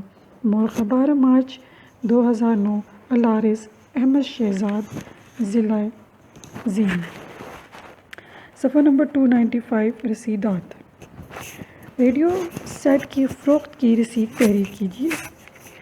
باعث تحریر آنکا منکا مسمی جمال خان ول کمال خان، ساکن چکدارہ، اقرار رو بروئے گواہ ذیل کر کے لکھ دیتا ہوں کہ میں نے اپنا ریڈیو فلپس برانڈ نمبر 2122 بدز جمیل ول بابو خان بعوض 500 روپے فروخت کر کے رسید رکھ دی تاکہ سن رہے اور بوقت ضرورت کام آئے۔ العبد جمال خان، گواہ شد کامل خان چکدرہ، گواہ شد حاجی مراد خان گل آباد۔ مورخہ 20 فروری 2009 اپنا مکان کرائے پر اٹھانے کی رسید لکھیے۔ منکا مسمی خالد خان ول محمد ظاہر، ساکن تعمیر، اقرار روئے برو گواہان ذیل کر کے لکھ دیتا ہوں کہ میں نے اپنا مکان جو 3 کمروں اور ایک باورچی خانے پر مشتمل ہے شریف گل ول خان گل کو 1000 روپے ماہانہ کرائے پر دے دیا ہے۔ 20 مہینے تک مذکورہ کرائے میں نہ اضافہ کروں گا اور نہ مکان خالی کرنے کے لیے کہوں گا۔ 20 مہینے کے بعد میں مکان خالی کروا سکتا ہوں اور کرایہ بڑھانے کا بھی مجاز ہوں گا۔ یہ رسید لکھ دی تاکہ سندھ رہے اور بوقت ضرورت کام آئے۔ العبد خالد خان گواہ شد شاکر اللہ تمیر گواہ شد عبدالخالق مورخہ 24 جون 2008۔ قرض حسنہ کی رسید لکھیے۔ باعث تحریر آنکا منکا آصف خان ور خلیل الرحمان ساکن تنگی پائے تحصیل سمر باغ اقرار ربوع گواہاں ذیل کر کے لکھ دیتا ہوں کہ میں نے مبلغہ 10,000 روپے کریم اللہ و شریف اللہ ساکن صدبر قلعے سے بطور قرض حسنہ وصول کیے، میں مذکورہ رقم 2 ماہ میں ادا کر دوں گا۔ رسید لکھ دی تاکہ سند رہے اور بوقت ضرورت کام آئے۔ العبد آصف خان والخلیل الرحمان گواہ شد عزیز الرحمان صدبر قلعے گواہ شد شہر رمان صدبر قلعے مورخہ 5 جنوری 2009۔ گائے کی فروخت کی رسید لکھیے۔ باعث تحریک آنکا منکا مسمی خان زریں والجان محمد ساکن منگورہ اقرار کر کے لکھ دیتا ہوں کہ میں نے ایک راز گائے جس کا رنگ سفید ہے، سینگ خامدار اور بڑے ہیں، عمر تقریباً 5 سال ہے، سرخ اور سفید رنگ کا بچڑا بھی ساتھ ہے۔ محمد ستار والرحیم گل کے ہاتھوں مبلغہ 20,000 روپے نفس جس کے 10,000 ہوتے ہیں فروخت کر کے رسید لکھ دیے تاکہ سن رہے۔ العبد خان زریں گواہ سید گل خان قمر گواہ شد افتخار احمد رحیم آباد مورخہ 14 جولائی 2008۔ آپ نے موٹر سائیکل فروخت کیا ہے، اس کی رسید لکھیے۔ منکا محمد محفوظ والحفیظ الرحمان ساکن 4 باغ اقرار کر کے لکھ دیتا ہوں کہ میں نے اپنا motor cycle model 2002 registration number 42512 پیش نمبر 4145 بدست گل رحمان والصاب رحمان بعوض 45,000 روپے فروخت کر کے رسید لکھ دی تاکہ سند رہے۔ العبد محمد حفیظ گواہ شدہ کریم اللہ مینگورہ گواہ شدہ امتیاز سعید الشریف مورخہ 20 مئی 2009۔ صفحہ نمبر 297 مکالمہ نویسی۔ مکالمہ عربی زبان کا لفظ ہے جس کے معنی گفتگو کرنا، بحث و مباحثہ کرنا، کسی موضوع پر تبادلہ خیالات کرنا۔ مکالمہ 2 یا 2 سے زیادہ افراد کے درمیان ہوتا ہے۔ دنیا کا کاروبار مکالمے کے ذریعے چلتا ہے۔ مکالمے کے بغیر مہذب زندگی گزارنا ناممکن ہے۔ مکالمے کے ذریعے انسان اپنے مسائل حل کرتا ہے، ضروریات پوری کرتا ہے اور اپنا نقطہ نظر دوسروں تک پہنچاتا ہے۔ مکالمہ نویسی کے لیے ہدایات: 1. گفتگو بناوٹ اور تصنع سے پاک ہو، اس میں بے بنے ساختہ پن موجود ہو، روزمرہ بول چال کے مطابق ہو۔ 2. مکالمے کے لیے آسان زبان کا استعمال کیا جائے، مشکل الفاظ اور تراکیب سے اجتناب کیا جائے۔ 3. کرداروں کے مرتبے اور حیثیت کا خیال رکھا جائے۔ 4. تقریر انداز اختیار نہ کیا جائے، گفتگو بے تکلف ہو۔ 5. کرداروں کو بات کرنے کا یکساں موقع دیا جائے۔ ٹیلی ویژن کے نقصانات اور فوائد کے بارے میں مکالمہ: فواد اپنے حجرے میں بیٹھا ہے کہ ایسے میں کلیم داخل ہوتا ہے۔ کلیم: السلام علیکم فواد بھائی۔ فواد: وعلیکم السلام، کیسے ہو؟ کلیم: بالکل ٹھیک ٹھاک، آپ کیسے ہیں؟ فواد: خدا کا شکر ہے، خیریت سے ہوں۔ کلیم: چھٹیاں کیسی گزر رہی ہیں، کوئی مشغلہ مصروفیت وغیرہ؟ فواد: نہ یار، کوئی مشغلہ یا مصروفیت نہیں، بس ٹی وی کے سامنے بیٹھ کر وقت گزارتا ہوں۔ صفحہ نمبر 298۔ کبھی کبھی شام کو سیر کے لیے نکل جاتا ہوں۔ آج کل آسٹریلیا اور پاکستان کے درمیان ٹیسٹ سیریز چل رہی ہے، دونوں دنیا کی بڑی ٹیمیں ہیں، یہ مقابلہ دیکھ کر بڑا مزہ آتا ہے۔ کلیم: مزے کی بات تو درست ہے، لیکن 5 دن بیکار بیٹھ کر صرف ٹی وی کی طرف دیکھ کر ایک بے مقصد سرگرمی کی خاطر اپنا وقت ضائع کرنا کیا عقل مندوں کا کام ہے؟ فواد: صرف میں نہیں، پورا ملک ٹی وی کے سامنے بیٹھا ہے، سرکاری دفتروں میں بھی حاضری نہ ہونے کے برابر ہے، تمام لوگ اس مرض میں مبتلا ہیں۔ کلیم: اس کا نتیجہ بھی تو ہمارے سامنے ہے کہ ہمارا ملک ترقی کے اس دوڑ میں سب سے پیچھے ہے۔ چین ہم سے بعد میں آزاد ہوا تھا، سپر بنتا جا رہا ہے اور ہم نے ابھی تک اپنی راہ بھی متعین نہیں کی۔ فواد: لیکن ٹی وی پر یہ الزام رکھنا سراسر زیادتی ہے، کیونکہ اس پر اچھے اور کرامت پروگرامات بھی تو نشر ہوتے ہیں۔ کلیم: میں نے یہ کبھی نہیں کیا کہ ٹی وی دیکھنا غلط کی بات ہے، میں یہ کہہ رہا ہوں کہ لوگ ٹی وی پر صرف تفریح اور بے مقصد پروگرام زیادہ دیکھتے ہیں۔ جو کارآمد پروگرام ہوتے ہیں اس کو بور پروگرام کہہ کر ٹی وی بند کر دیے جاتے ہیں۔ فواد: ٹی وی پر آج کل لاتعداد چینل آ رہے ہیں جس میں عملی، سائنسی، تجارتی، معاشی، معاشرتی علوم کے علاوہ زندگی کے ہر شعبے سے تعلق رکھنے والے لوگوں کے لیے تربیتی کورس بھی نشر ہو رہے ہیں۔ کلیم: میں آپ سے اتفاق کرتا ہوں، آپ کی بات 100% درست ہے، لیکن ہماری نوجوان نسل صرف ڈراموں، کھیلوں اور فلموں کا دل دادا ہے۔ ہر نوجوان عمران خان، بدر مرین اور شاہ رخ خان بننے کی کوشش کر رہا ہے۔ فواد: آپ کے خیال میں اس کا کیا حل ہے؟ کلیم: دنیا کی تمام حکومتوں کو چاہیے کہ تفریحی پروگراموں کا دورانیہ کم کریں اور تربیتی اور عملی پروگرام زیادہ نشر کریں۔ نجی ٹی وی چینلز کو بھی اس کا پابند کیا جائے، یہ اب ایک بین الاقوامی مسئلہ بن گیا ہے۔ صفحہ نمبر 299۔ فواد: ہاں، یہ بات بالکل درست ہے۔ اگر ہماری حکومت اپنے ٹی وی کا قبلہ درست بھی کرے تو دنیا کی باقی ٹی وی چینلز کو کون روکے گا جو خالص فحش اور انسانیت سوز پروگرام نشر کر رہے ہیں؟ کلیم: ایک خود مختار حکومت اگر چاہے تو سب کچھ کر سکتی ہے۔ مخرب اخلاق اور فحش چینلز جام بھی تو کیے جا سکتے ہیں۔ اگر یہ اسی طرح بغیر کسی روک ٹوک کے چلتے رہے تو ہماری نوجوان نسل تباہ ہو جائے گی۔ فواد: یار، آپ جس بحث میں پڑ گئے ہیں اس کا حل بہت مشکل ہے۔ یہ ایک عالمی مسئلہ ہے جس کے لیے تحریک چلانے کی ضرورت ہے۔ کلیم: میں کہہ چکا ہوں کہ حکومت اگر چاہے تو لوگوں میں شعور اجاگر کر سکتی ہے، بڑے اپنے چھوٹوں پر پابندی لگا سکتے ہیں۔ فواد: ان تمام خرابیوں کے باوجود ٹی وی موجودہ زمانے کی ضرورت بن گیا ہے۔ اس کے بغیر گزارا مشکل ہے۔ نقصان کی بنسبت اس میں فائدہ زیادہ ہے، لیکن نوجوان کو اس طرف راغب کرنے کی ضرورت ہے۔ کلیم: ٹی وی کے فوائد کا میں قائل ہوں، لیکن غیر ملکی بے مقصد اور فحش چینلز کے بارے میں مجھے تشویش ہے۔ فواد: اس سلسلے میں خدا ہی ہماری مدد کر سکتا ہے اور کوئی صورت نظر نہیں آتی۔ کلیم: مجھے بازار سے سودا سلف خریدنا تھا، دیر ہو رہی ہے، پھر کسی دن اس موضوع پر بحث کریں گے۔ کلیم اٹھتا ہے۔ فواد: بیٹھو یار، چائے پی کر جاؤ۔ کلیم: نہیں شکریہ، خدا حافظ۔ فواد: خدا حافظ۔ صفحہ نمبر 300۔ دکاندار اور گاہک کے درمیان مکالمہ۔ گاہک: السلام علیکم آفتاب چچا۔ دکاندار: وعلیکم السلام، کیسے ہو؟ بہت عرصے بعد آنا ہوا۔ گاہک: بس چچا، آج کل کیسے فرصت، ہر کوئی اپنے پسینے میں ڈوبا ہوا ہے، وہ دن بیکار بیٹھو تو فاقے کی نوبت آتی ہے۔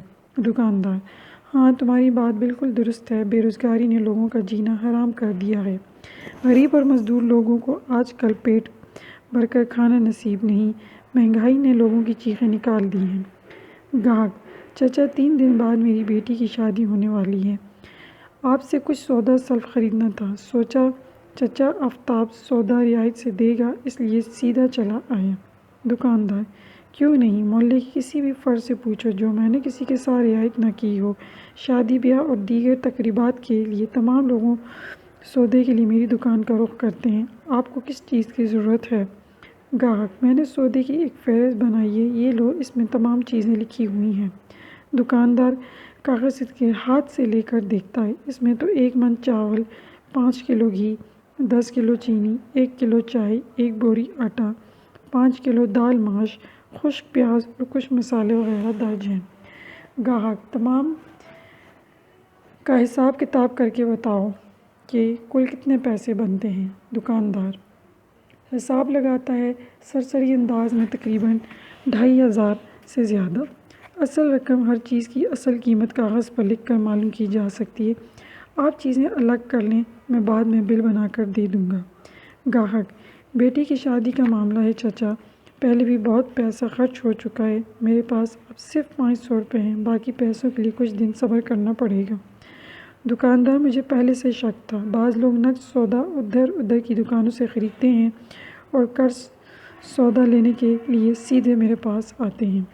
گاہک: نہیں چچا، میں ایسا ہرگز نہیں کرتا، آپ کی دکان ہمارے گھر سے کافی فاصلے پر ہے، چھوٹی چھوٹی چیزوں کے لیے بچے اتنے دور نہیں آ سکتے، میں خود سارا دن رکشہ چلاتا ہوں، بیٹی کی شادی کے لیے 5 دن کی چھٹی ہے، سیدھا آپ کے پاس چلا آیا ہوں۔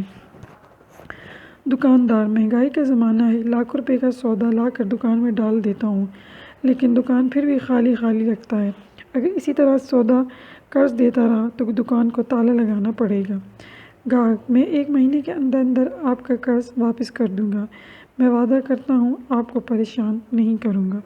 دکاندار: ٹھیک ہے، لیکن اچھی طرح سوچ لو، 1 مہینے سے زیادہ صبر نہیں کر سکتا۔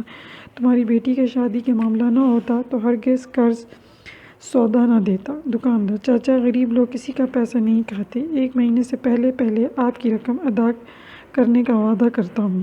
دکاندار تمام اشیاء کا بل بنا کر دیتا ہے، کل 2742 روپے بنتے ہیں۔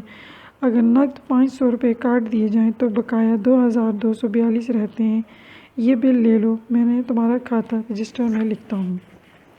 گاہک: چاچا، آپ کا یہ احسان میں عمر بھر نہیں بھولوں گا، خدا آپ کو اس کا اجر دے گا۔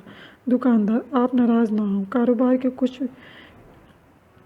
کے بھی کچھ اصول ہوتے ہیں، اگر اصولوں سے ہٹ کر کاروبار چلایا جائے تو وہ زیادہ دیر تک نہیں چل سکتا۔ گاہک: آپ سودا باہر نکال کر رکھ دیں، میں کسی تانگے کا بندوبست کرتا ہوں۔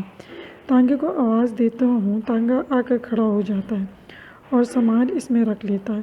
اچھا چاچا، خدا حافظ، آپ کی بڑی مہربانی۔ دکاندار ہاتھ ملاتا ہے، خدا حافظ۔ صفحہ نمبر 302 ڈاکٹر اور مریض کے درمیان مکالمہ۔ مریض ڈاکٹر کے کلینک میں داخل ہوتا ہے۔ مریض: السلام علیکم ڈاکٹر صاحب۔ ڈاکٹر: وعلیکم السلام، کیسے ہو؟ ٹانگوں کا درد اب کیسا ہے؟ مریض: تھوڑا سا افاقہ ضرور ہے، لیکن تکلیف اب بھی باقی ہے، دوائی ختم ہو چکی تھی، آپ کی ہدایت کے مطابق دوبارہ آیا ہوں۔ ڈاکٹر: کرسی پر بیٹھو، میں آپ کا بلڈ پریشر چیک کرتا ہوں۔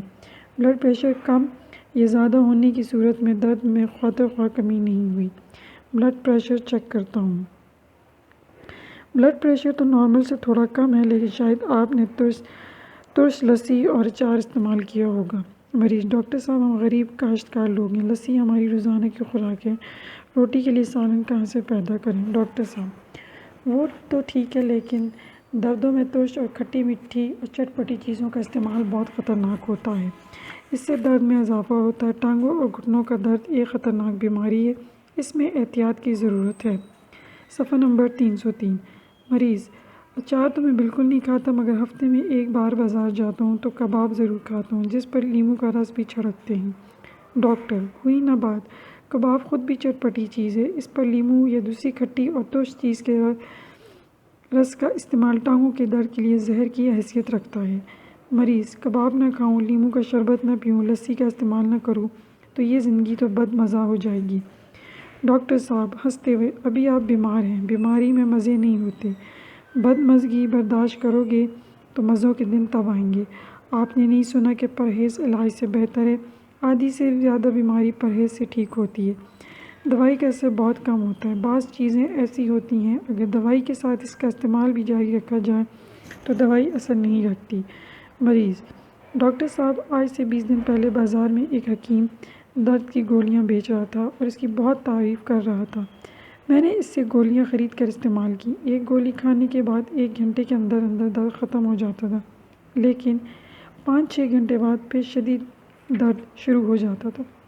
ڈاکٹر: یہ آپ نے ایک غلط کام کیا ہے، حکیم کی جو گولیاں آپ نے استعمال کی اس میں وقتی نشہ ہوتا ہے، نشہ اترنے کے بعد درد میں اور بھی اضافہ ہو جاتا ہے اور ڈاکٹر کی دوائی بھی بے اثر ہو جاتی ہے، اب آپ جا سکتے ہیں، میرے پاس آپ کا علاج نہیں۔ مریض: ڈاکٹر صاحب، میں اپنی غلطی تسلیم کرتا ہوں، میں نے مجبوراً وہ گولیاں استعمال کی تھیں کیونکہ اس سے درد بالکل ختم ہو جاتا ہے۔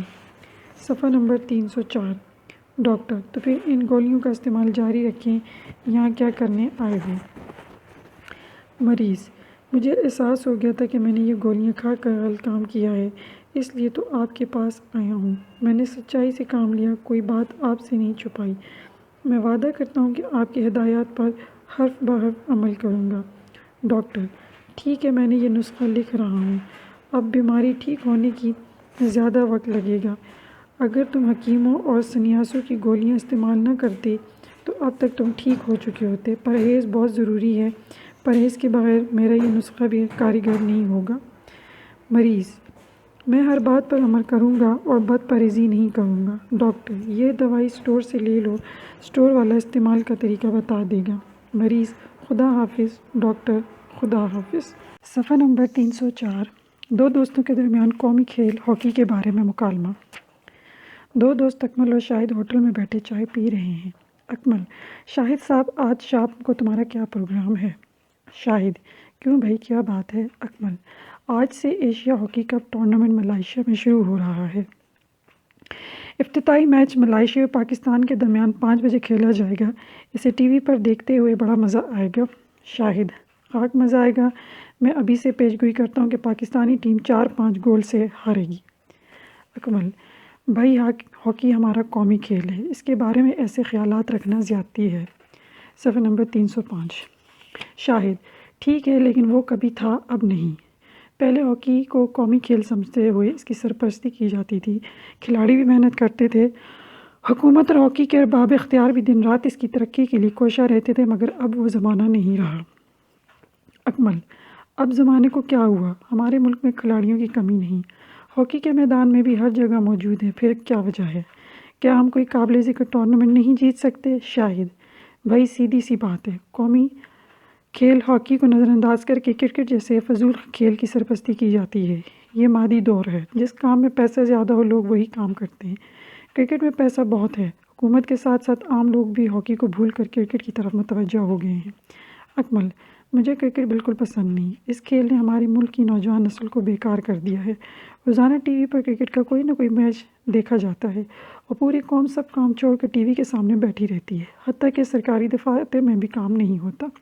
شاہد: جتنا پیسہ کرکٹ پر خرچ کیا جا رہا ہے، اگر اس کا 10واں حصہ بھی ہاکی پر صرف کیا جائے تو سمیع اللہ، صلاح الدین اور تنویر ڈار کا دور واپس آ سکتا ہے۔ اکمل: مجھے وہ دور یاد ہے جب پاکستان کی ہاکی ٹیم کا میچ ہوتا تو لوگ ہزاروں کی تعداد میں ہوٹلوں اور پارکوں میں کھڑے کھڑے میچ دیکھتے تھے، اور گراؤنڈ میں میچ دیکھنے کے لیے 1 ہفتہ پہلے ٹکٹ خریدنا پڑتا تھا۔ شاہد: اور اب یہ حال ہے کہ ٹی وی پر ہاکی میچ جاری ہو تو لوگ اسٹیشن بدل دیتے ہیں، لوگ ہاکی سے ناآشنا ہو گئے ہیں۔ اکمل: ہمارے ملک کی قسمت ہی ایسی ہے، ہاکی اور اسکواش میں دنیا کو کوئی ٹیم پاکستانیوں کا مقابلہ نہیں کر سکتی تھی، لیکن آج یہ دونوں کھیل بالکل ختم ہو کے رہ گئے ہیں۔ صفحہ نمبر 306۔ شاہد: ہاکی کے اچھے کھلاڑی اب بھی موجود ہیں، لیکن کرکٹ کی سرپرستی کو دیکھ کر مایوس ہیں۔ ہاکی کے کھلاڑیوں کو پیسہ بھی نہیں ملتا اور حکومت اور عوام بھی اس کھیل میں دلچسپی نہیں رکھتے، ہر کام کے لیے تحریک کی ضرورت ہوتی ہے۔ اکمل: یہ تمام باتیں اپنی جگہ درست ہیں، لیکن میں ضرور آج کا میچ دیکھوں گا۔ شاہد: میں آپ کے اس جذبے کی قدر کرتا ہوں، لیکن قومی ٹیم کا میچ لوگ اس توقع کے ساتھ دیکھتے ہیں کہ ہماری ٹیم ضرور جیتے گی۔ میں ہاکی میچ دیکھنا اس لیے پسند نہیں کرتا کہ مجھے پتہ ہے کہ ہماری ٹیم ضرور ہارے گی۔ میں اپنی قومی ٹیم کو ہارتے ہوئے نہیں دیکھ سکتا۔ ملائیشیا کی ٹیم تو بہت اچھی ہے، ہم چین کو بھی نہیں ہرا سکتے۔ اکمل: اچھا بھائی، آپ کی باتوں میں بھی وزن ہے، لیکن ہاکی میچ دیکھنا میری مجبوری ہے، میں جاتا ہوں، خدا حافظ۔ شاہد: خدا حافظ، میچ کا نتیجہ فون پر بتا دینا۔ امن و امان کی صورتحال پر 2 دوستوں کا مکالمہ۔ 2 دوست عامر اور منظور بازار میں ملتے ہیں۔ عامر: السلام علیکم منظور۔ منظور: وعلیکم السلام، کیا حال ہے؟ عامر: بالکل خیریت ہے، آپ کہاں سے آ رہے ہیں؟ منظور: یونیورسٹی میں کچھ کام تھا، وہاں سے آ رہا ہوں، لیکن کرفیو کی وجہ سے 4 گھنٹے وہاں پر رکا رہا۔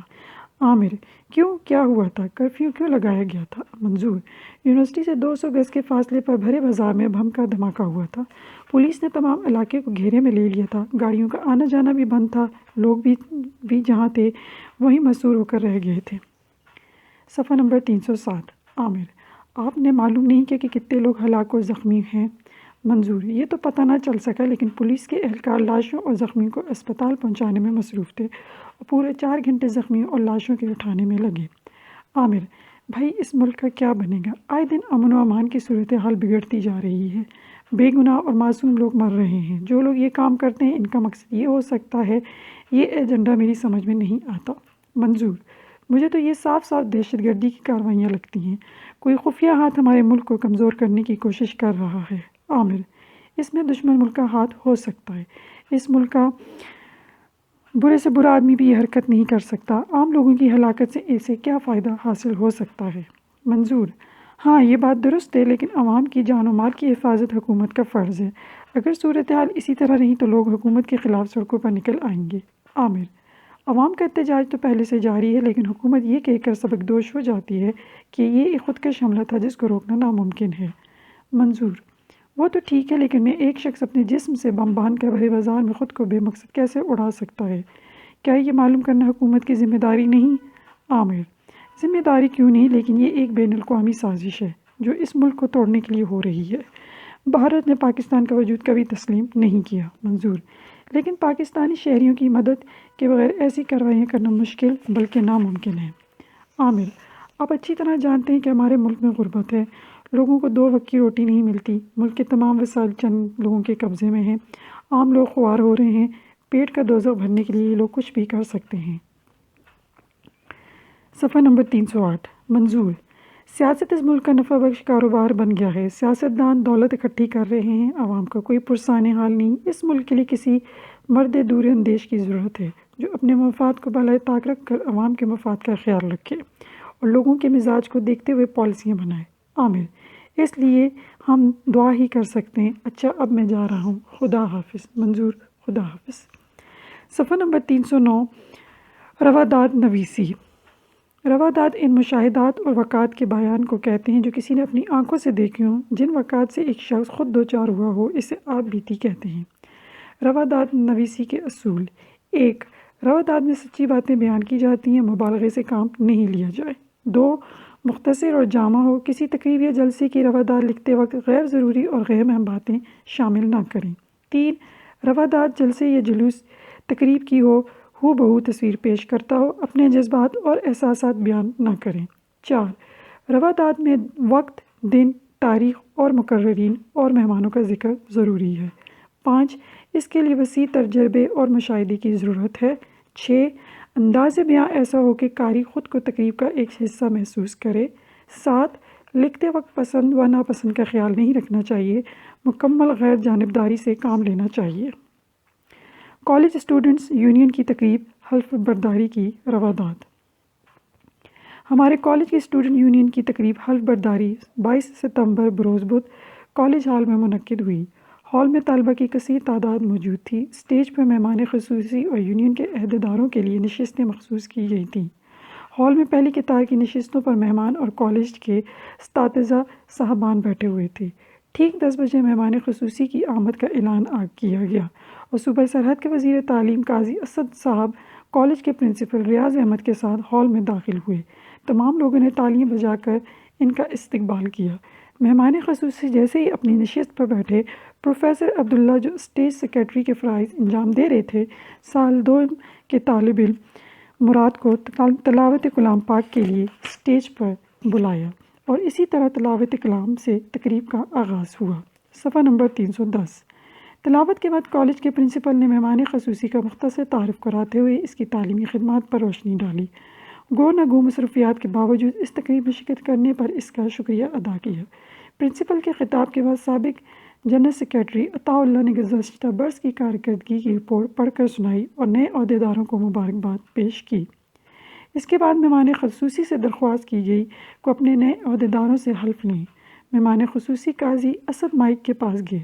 نئے عہدیداران صدر یونین ریمان اللہ سال سوم، جنرل سیکریٹری واحد زمان سال دوئم، نائب صدر سیف اللہ سال چہارم اور جوائنٹ سیکریٹری خان زادہ سال اول مہمان خصوصی کے سامنے کھڑے ہو گئے۔ مہمان خصوصی حلف کے الفاظ کہتے جاتے تھے اور عہدیداران اس کو دہراتے جاتے تھے۔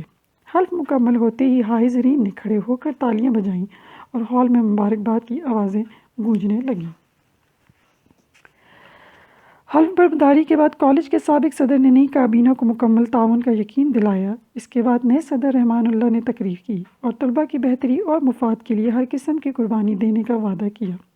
مہمان خصوصی کی آمد کا شکریہ ادا کیا اور طلباء کے چند مسائل بیان کر کے ان کے حل کا مطالبہ کیا۔ تقریب کے آخر میں مہمان خصوصی نے طلباء سے خطاب کیا اور اپنے خطاب میں وزیر تعلیم نے کالج انتظامیہ کی پذیرائی کے لیے شکریہ ادا کیا اور طلباء کو اپنے خیالات سے نوازنے کے ساتھ ساتھ کچھ نصیحتیں بھی کیں۔ صدر کے پیش کیے گئے مطالبات پر اظہار خیال کرتے ہوئے کچھ مطالبات کے حل کے لیے احکامات جاری کیے اور بعض مطالبات کو مناسب وقت پر حل کرنے کی یقین دہانی کرائی۔ مہمان خصوصی نے پرنسپل صاحب سے کالج کی ضروریات کی ایک فہرست ارسال کرنے کے لیے کہا اور وعدہ کیا کہ کالج حاضر کی تمام ضروریات پوری کی جائیں گی۔ ساتھ ہی تالیوں کی گونج میں یونین کے لیے 20,000 روپے دینے کا اعلان کیا۔ پرنسپل صاحب نے اختتامی کلمات ادا کرتے ہوئے مہمان خصوصی کی آمد کا شکریہ ادا کیا اور اگلے دن تعطیل کا اعلان کیا۔ جس کا جواب طلباء نے تالیوں کی گونج سے دیا۔ اسی طرح یہ بروقت تقریب اختتام کو پہنچی۔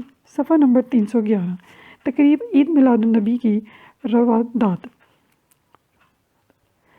12 ربیع الاول کے بابرکت دن کی مناسبت سے کالج کی بزم ادب سوسائٹی نے عید میلاد النبی کا جلسہ منعقد کیا، جس میں چھٹی کے باوجود طالبہ نے جوک در جوک شرکت کی۔ تقریب کے مہمان خصوصی کالج کے پرنسپل ریاض احمد صاحب تھے۔ تقریب ٹھیک 11 بجے تلاوت قرآن پاک سے شروع ہوئی۔ سال سوئم کے طالب علم گلاب رحمان نے بڑی خوشحانی سے پاک کی تلاوت کی۔ اسٹیج سیکرٹری کے فرائض پروفیسر ولی عہد انجام دے رہے تھے۔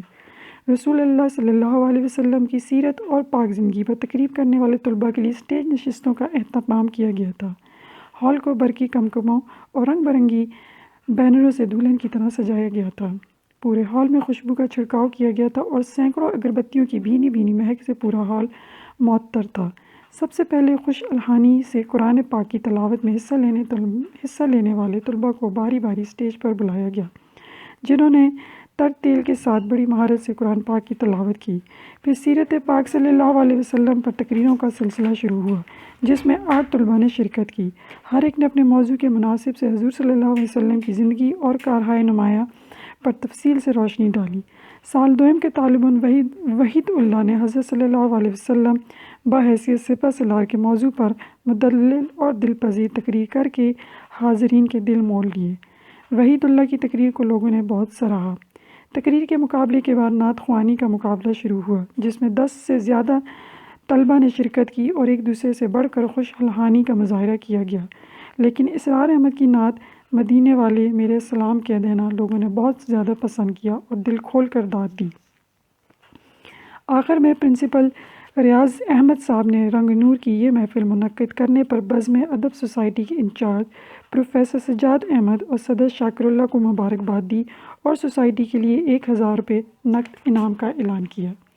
صفحہ نمبر 312 تقریر میں حصہ لینے والے طلباء کی حوصلہ افزائی کی اور طلباء کو حضور صلی اللہ علیہ وسلم کی پاک زندگی اپنانے اور آپ کے نقش قدم پر چلنے کی تاکید کی۔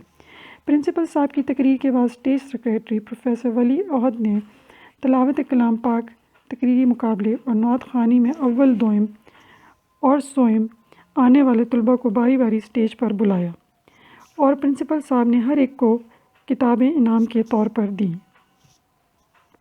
تقریب کے آخر میں تمام طلباء کے لیے ایک کپ چائے کا اہتمام کیا گیا، لیکن طلباء کی بد نظمی کی وجہ سے بعض شرمیلے اور خاموش طبع قسم کے طلباء چائے پینے سے محروم رہے اور اسی طرح یہ پروقار محفل اختتام پذیر ہوئی۔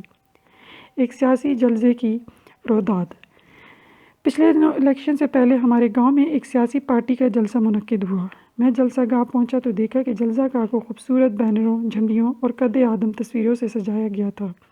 چند نوجوان اسٹیج پر اپنی پارٹی کے حق میں نعرے لگا رہے تھے اور بڑے پرجوش دکھائی دے رہے تھے۔ پارٹی کے مقامی رہنما اسٹیج پر بیٹھے پنڈال کا جائزہ لے رہے تھے۔ ایسے میں ایک مقامی رہنما اپنی سیٹ سے اٹھ کر مائک پر آئے اور لوگوں کو مصروف رکھنے کے لیے تقریر شروع کی۔ اس تقریر میں عوام کے مفاد کے لیے ایک بھی بات نہیں تھی۔ اس نے اپنا زور خطابت اپنے لیڈر کی تعریف و توصیف پر کیا۔ ایسے کارنامے گنوا دیے کہ لیڈر صاحب پر آسمانی مخلوق کا گمان ہونے لگا۔ مثلاً اس لیڈر کا جھوٹ نہیں بولتا، جو کہتا ہے کر کے دکھاتا ہے۔ آج تک اس کا کوئی اسکینڈل نہیں بنا، حکومت سے کوئی قرضہ لے کر معاف نہیں کرایا، قوم کے غم میں اسے نیند نہیں آتی، جس کی وجہ سے اس کی صحت بگڑتی جا رہی ہے، وغیرہ وغیرہ۔ اس تقریر کے دوران ایک نوجوان بار بار جوش میں آیا اور حاضرین سے مرکزی رہنما کے حق میں زندہ باد کے کئی نعرے لگوائے۔ لوگ بال نخواستہ اس کا ساتھ دیتے رہے، لیکن بڑی آہستہ آواز سے۔ مقامی رہنما کی تقریر ابھی جاری تھی کہ لوگوں میں ہلچل پیدا ہوئی۔ چند گاڑیاں جلسہ گاہ کے بائیں طرف رک گئی تھیں۔ معلوم ہوا کہ قوم کے غم میں صحت سے ہاتھ دھونے والا رہنما تشریف لا چکے ہیں۔ صفحہ نمبر 313 3-4 منٹ کے اندر خاصے صحت مند اور سرخ و سفید چہروں والے 10-12 حضرات اسٹیج پر نمودار ہوئے۔ پارٹی کے مقامی رہنماؤں کا جوش قابل دید تھا۔ ایک دوسرے سے بڑھ کر نعرے بازی کر رہے تھے اور اپنے ماتھے سے پسینہ پونچھتے ہوئے پارٹی لیڈر کی طرف مڑ مڑ کر دیکھتے تھے۔ پتہ نہیں مڑ کر دیکھنے میں کیا راز پوشیدہ تھا جو کم از کم میری سمجھ میں نہیں آیا۔ جلسے کا باقاعدہ آغاز تلاوت کلام پاک سے ہوا۔ اسٹیج پر موجود حضرات میں سے اکثریت تلاوت کے دوران کانا پھوسی میں مصروف رہے۔ تلاوت کلام پاک کے بعد مقامی اور صوبائی رہنماؤں نے اپنے رہنما کی تعریف اور مدام زمین و آسماں کے کلابے ملائے اور رہنما کی وہ خوبیاں اور کارنامے بیان کیے جن کا علم خود رہنما کو بھی نہ تھا۔ آخر میں اس ہستی کا نام پکارا گیا جس کی خاطر یہ محفل سجائی گئی تھی، لیکن میری حیرت کی انتہا نہ رہی جب میں ایک خاص صحت مند اور فربہ اندام شخصیت کو ماں کی طرف بڑھتے ہوئے دیکھا۔ مقامی رہنما نے اس کا جو سراپا بیان کیا تھا اس میں سے ایک نشانی بھی نظر نہیں آئی۔ عام لوگوں کے خیال میں نے اس کی صحت کے بارے میں جو تشویش ظاہر کی اس کا کوئی جواز نہیں تھا۔ لیڈر صاحب نے گلا صاف کر کے تقریر کا آغاز کیا اور اپنے ہم وطنوں کو مخاطب کر کے جاگتے میں خواب دکھائے جو نیند کے دوران بھی کبھی نہیں دیکھے جاتے۔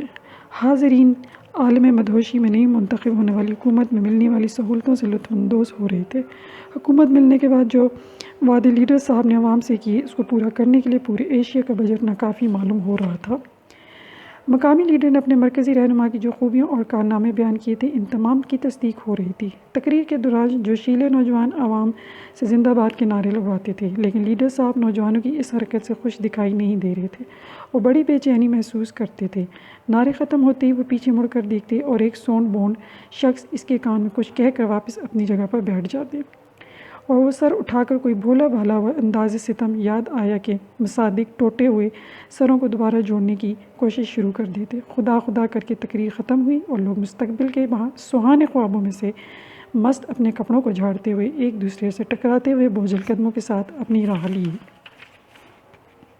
صفحہ نمبر 314 تلخیص نگاری کسی دی ہوئی عبارت یا اقتباس کا خلاصہ اور مفہوم جامع اور مختصر الفاظ میں اس طرح بیان کرنا کہ اس کا ربط اور تسلسل قائم رہے تلخیص نگاری کہلاتی ہے۔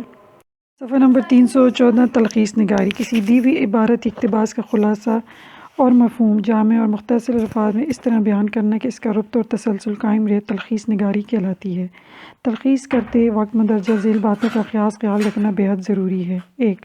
تلخیص اصل عبارت کی ایک تہائی سے زیادہ نہیں ہونی چاہیے ورنہ ایک تخلیص نہیں کہلائے گی۔ 2. اصل عبارت کو بار بار پڑھ کر اچھی طرح ذہن نشین کرنا چاہیے۔ 3. خلاصے کے لیے اپنے جملے بنانے جائیں۔ عبارت سے جملوں کی خوشہ چینی ہرگز نہیں کرنا چاہیے۔ 4. آسان اور سلیس زبان کا استعمال کرنا چاہیے۔ 5. ہم آہنگی الفاظ میں سے ایک لفظ کو چھوڑ دینا چاہیے۔ 6. اصل عبارت میں جس طرح کا تسلسل ہو تلخیص میں بھی اسی ربط اور تسلسل کو برقرار رکھا جائے۔ 7. تلخیص میں عبارت کے مکالموں کو نظر انداز کرنا چاہیے۔ 8. عبارت کے سوالیہ فقرے بھی حذف کرنا ضروری ہے۔ 9. اصل عبارت میں موجود ضرب المثال، محاورات اور ترکیب کو بھی نظر انداز کرنا چاہیے۔ 10. تلخیص میں اپنے احساسات، جذبات اور رائے شامل نہ کریں۔ 11. تلخیص کے لیے مناسب عنوان اب بھی تجویز کریں۔ مندرجہ ذیل عبارت کی تلخیص کیجیے جو ایک تہائی سے زیادہ نہ ہو، مناسب عنوان بھی تجویز کریں۔ عبارت نمبر 1 حکومت پاکستان ہر سال ملکی غذائی ضروریات پورا کرنے کے لیے گندم کی خریداری مقررہ کردہ نرخوں پر سرکاری اداروں کے ذریعے براہ راست کسانوں سے کروانے کے احکامات جاری کرتی ہے، مگر یہ سرکاری ادارے ہر سال گندم کی خریداری کے طریقہ کار کو تبدیل کرتے رہتے ہیں۔ جس سال ملک میں گندم کی وافر مقدار پیدا ہوتی ہے تو محکمہ خوراک اور پاسکو اس طرح پالیسی بناتے ہیں کہ کاشتکاروں کو خریداری مراکز پر کم مقدار میں گندم نہ لانی پڑے۔ اس طرح طریقہ کار صرف مڈل مین کی حسن شکنی کے لیے اختیار کیے جاتے ہیں، مگر خریداری مرکز پر طریقہ کار اس قدر پیچیدہ ہوتا ہے کہ کسان کے بجائے پھر بھی مڈل مین، آڑتی، بیوپاری ہی اپنے خرید کردہ گندم ان مراکز پر فروخت کرتا ہے۔ صفحہ نمبر 315 تلخیص عنوان کسانوں سے گندم کی خریداری حکومت ہر سال کسانوں سے براہ راست سرکاری نرخوں پر گندم کی خریداری کے لیے مراکز قائم کرتی ہے، لیکن مراکز کا طریقہ کار اتنا پیچیدہ ہے کہ کسان اپنے گندم کی فروخت کے لیے مڈل مین کا محتاج ہے۔ عبارت نمبر 2 تاریخ انسانی کا مطالعہ کیا جائے تو پتہ چلتا ہے کہ عورت زندگی کے نشیب و فراز میں مختلف ادوار سے گزر رہی ہے۔ عورت کبھی غلام اور کنیز تھی، کبھی عورت کو زندہ دفن کر دیا جاتا تھا، کبھی عورت حکمران بھی رہی۔ اس طرح وہ گھر کے اندر بھی ماں، بیٹی، بہن اور بیوی کا کردار بیک وقت خوش اسلوبی سے نبھاتی ہے۔ اللہ تعالیٰ نے عورت کو صبر و تحمل کا مادہ مردوں کی نسبت زیادہ دیا ہے، اس لیے وہ زندگی میں کام کرنے والی خواتین کو مختلف تجربات اور مشاہدات سے گزرنا پڑتا ہے۔ ایک عورت ہونے کے ناطے اسے کئی ایک مشکلات کا سامنا رہتا ہے۔ اس طرح کئی شعبے ایسے ہیں جہاں خواتین بڑی ہمت، حوصلے، صبر اور برداشت سے بخوبی کام کر رہی ہیں اور اپنے فرائض پوری ایمانداری، لگن اور دلجمی سے پورا کرتی ہیں۔ تلخیص: عنوان: معاشرے میں عورت کا مقام۔ مختلف زمانوں میں عورتوں کے ساتھ مختلف قسم کے سلوک روا رکھا گیا۔ کبھی وہ کنیز رہی اور کبھی حکمران، کبھی وہ زندہ درگور کی گئی، لیکن ان مصائب اور مشکلات کے باوجود وہ بڑی کامیابی سے زندگی کے ہر شعبے میں بڑی ایمانداری اور صبر و برداشت کا مظاہرہ کر کے اپنے فرائض انجام دے رہی ہے۔ صفحہ نمبر 316، عبارت نمبر 3۔ ہاسٹل کی زندگی کی افادیت اور اہمیت سے تو انکار نہیں کیا جا سکتا، مگر اس کے بعض تاریک پہلوؤں کو بھی نظر انداز نہیں کیا جا سکتا۔ والدین کی عدم موجودگی اور ہاسٹلوں کے موجودہ ناہموار نظام کی وجہ سے اکثر دیکھنے میں آیا ہے کہ ہاسٹل کے سپرنٹنڈنٹ یا وارڈن طلباء اور طالبات کی مصروفیات اور سرگرمیوں پر کڑی نظر نہیں رکھتے، چنانچہ طلباء کو ہر قسم کی پابندی سے آزاد سمجھتے لگتے ہیں۔ ہاسٹل کی سہولتوں سے بھرپور فائدہ اٹھانے کے بجائے وہ اپنا قیمتی وقت بیکار مشاغل میں ضائع کرتے ہیں۔ عزیز و اقارب سے ملنے کا بہانہ بنا کر وہ غیر اخلاقی سرگرمیوں میں حصہ لینے کے لیے ہاسٹل سے باہر چلے جاتے ہیں۔ ہاسٹل کی زندگی میں یہ بھی اندیشہ ہوتا ہے کہ بری صحبت کے باعث طلباء بعض بری عادت اپنا لیتے ہیں، جیسے سگریٹ نوشی، فلم بینی، فیشن پرستی اور بیہودہ گپ شپ میں وقت ضائع کرنا، بلکہ آج کل تو ہاسٹل منشیات کے مراکز بنے ہوئے ہیں۔ تلخیص: عنوان: ہاسٹل کی زندگی۔ ہاسٹل کی زندگی میں فائدے کے علاوہ کچھ نقصانات بھی ہیں۔ انتظامیہ طلباء اور طالبات کی کڑی نگرانی نہیں کرتی، جس کی وجہ سے طلباء غیر اخلاقی سرگرمیوں جیسے سگریٹ نوشی، فلم بینی اور بیہودہ گوئی میں اپنا وقت ضائع کرتے ہیں، جبکہ بعض ہاسٹل میں منشیات کا استعمال بڑی آزادی سے ہو رہا ہے۔ عبارت نمبر 4۔ یوں تو ہر ذی شعور شخص کفایت شعری کے فائدوں سے واقف ہے۔ یہ بات بھی سب کو معلوم ہے کہ انسان کو زندہ رہنے کے لیے اس کی عمر کی ضرورت ہے، اسے پیٹ بھر کر کھانے کو ملے، ستر پوشی اور موسمی اثرات سے بچنے کے لیے لباس میسر آئے اور رہنے کے لیے ایک گھر ہو۔ لیکن اس کے باوجود ہم دیکھتے ہیں کہ انسان ان بنیادی ضروریات کے میسر آ جانے پر مطمئن نہیں ہوتا، بلکہ وہ زیادہ سے زیادہ ایسی چیزیں اپنے قبضے میں لانا چاہتا ہے۔ اس کے پیچھے خود نمائی کا جذبہ کار فرما ہوتا ہے، وہ دوسروں کو اپنی امارت سے مروب کرنا چاہتا ہے، چنانچہ وہ خوشی و غم کا کوئی موقع ہاتھ سے نہیں جانے دیتا۔ شادی کے موقع پر منگنی سے لے کر ولیمے تک وہ اپنی دولت مندی کا بھرپور مظاہرہ کرتا ہے، رقص و سرور کی محفلیں منعقد کرتا ہے اور نئے نئے نوٹوں کی بارش کرتا ہے، کھانے کی دعوت میں زیادہ سے زیادہ لوگوں کو مدعو کرتا ہے اور فضول خرچی کا یہ شیطانی عمل ہمیشہ جاری رہتا ہے۔ تلخیص: عنوان: فضول خرچی۔ انسان کو زندہ رہنے کے لیے چند بنیادی چیزوں روٹی، کپڑے اور مکان کی ضرورت ہوتی ہے، لیکن یہ سب کچھ میسر ہونے کے باوجود اپنی دولت کی نمود و نمائش سے دوسروں کو مروب کرنے کے لیے انسان فضول خرچی سے کام لیتا ہے اور خوش و غمی کے موقع پر اپنی امارات کا بھرپور مظاہرہ کرتا ہے۔ عبارت نمبر 2۔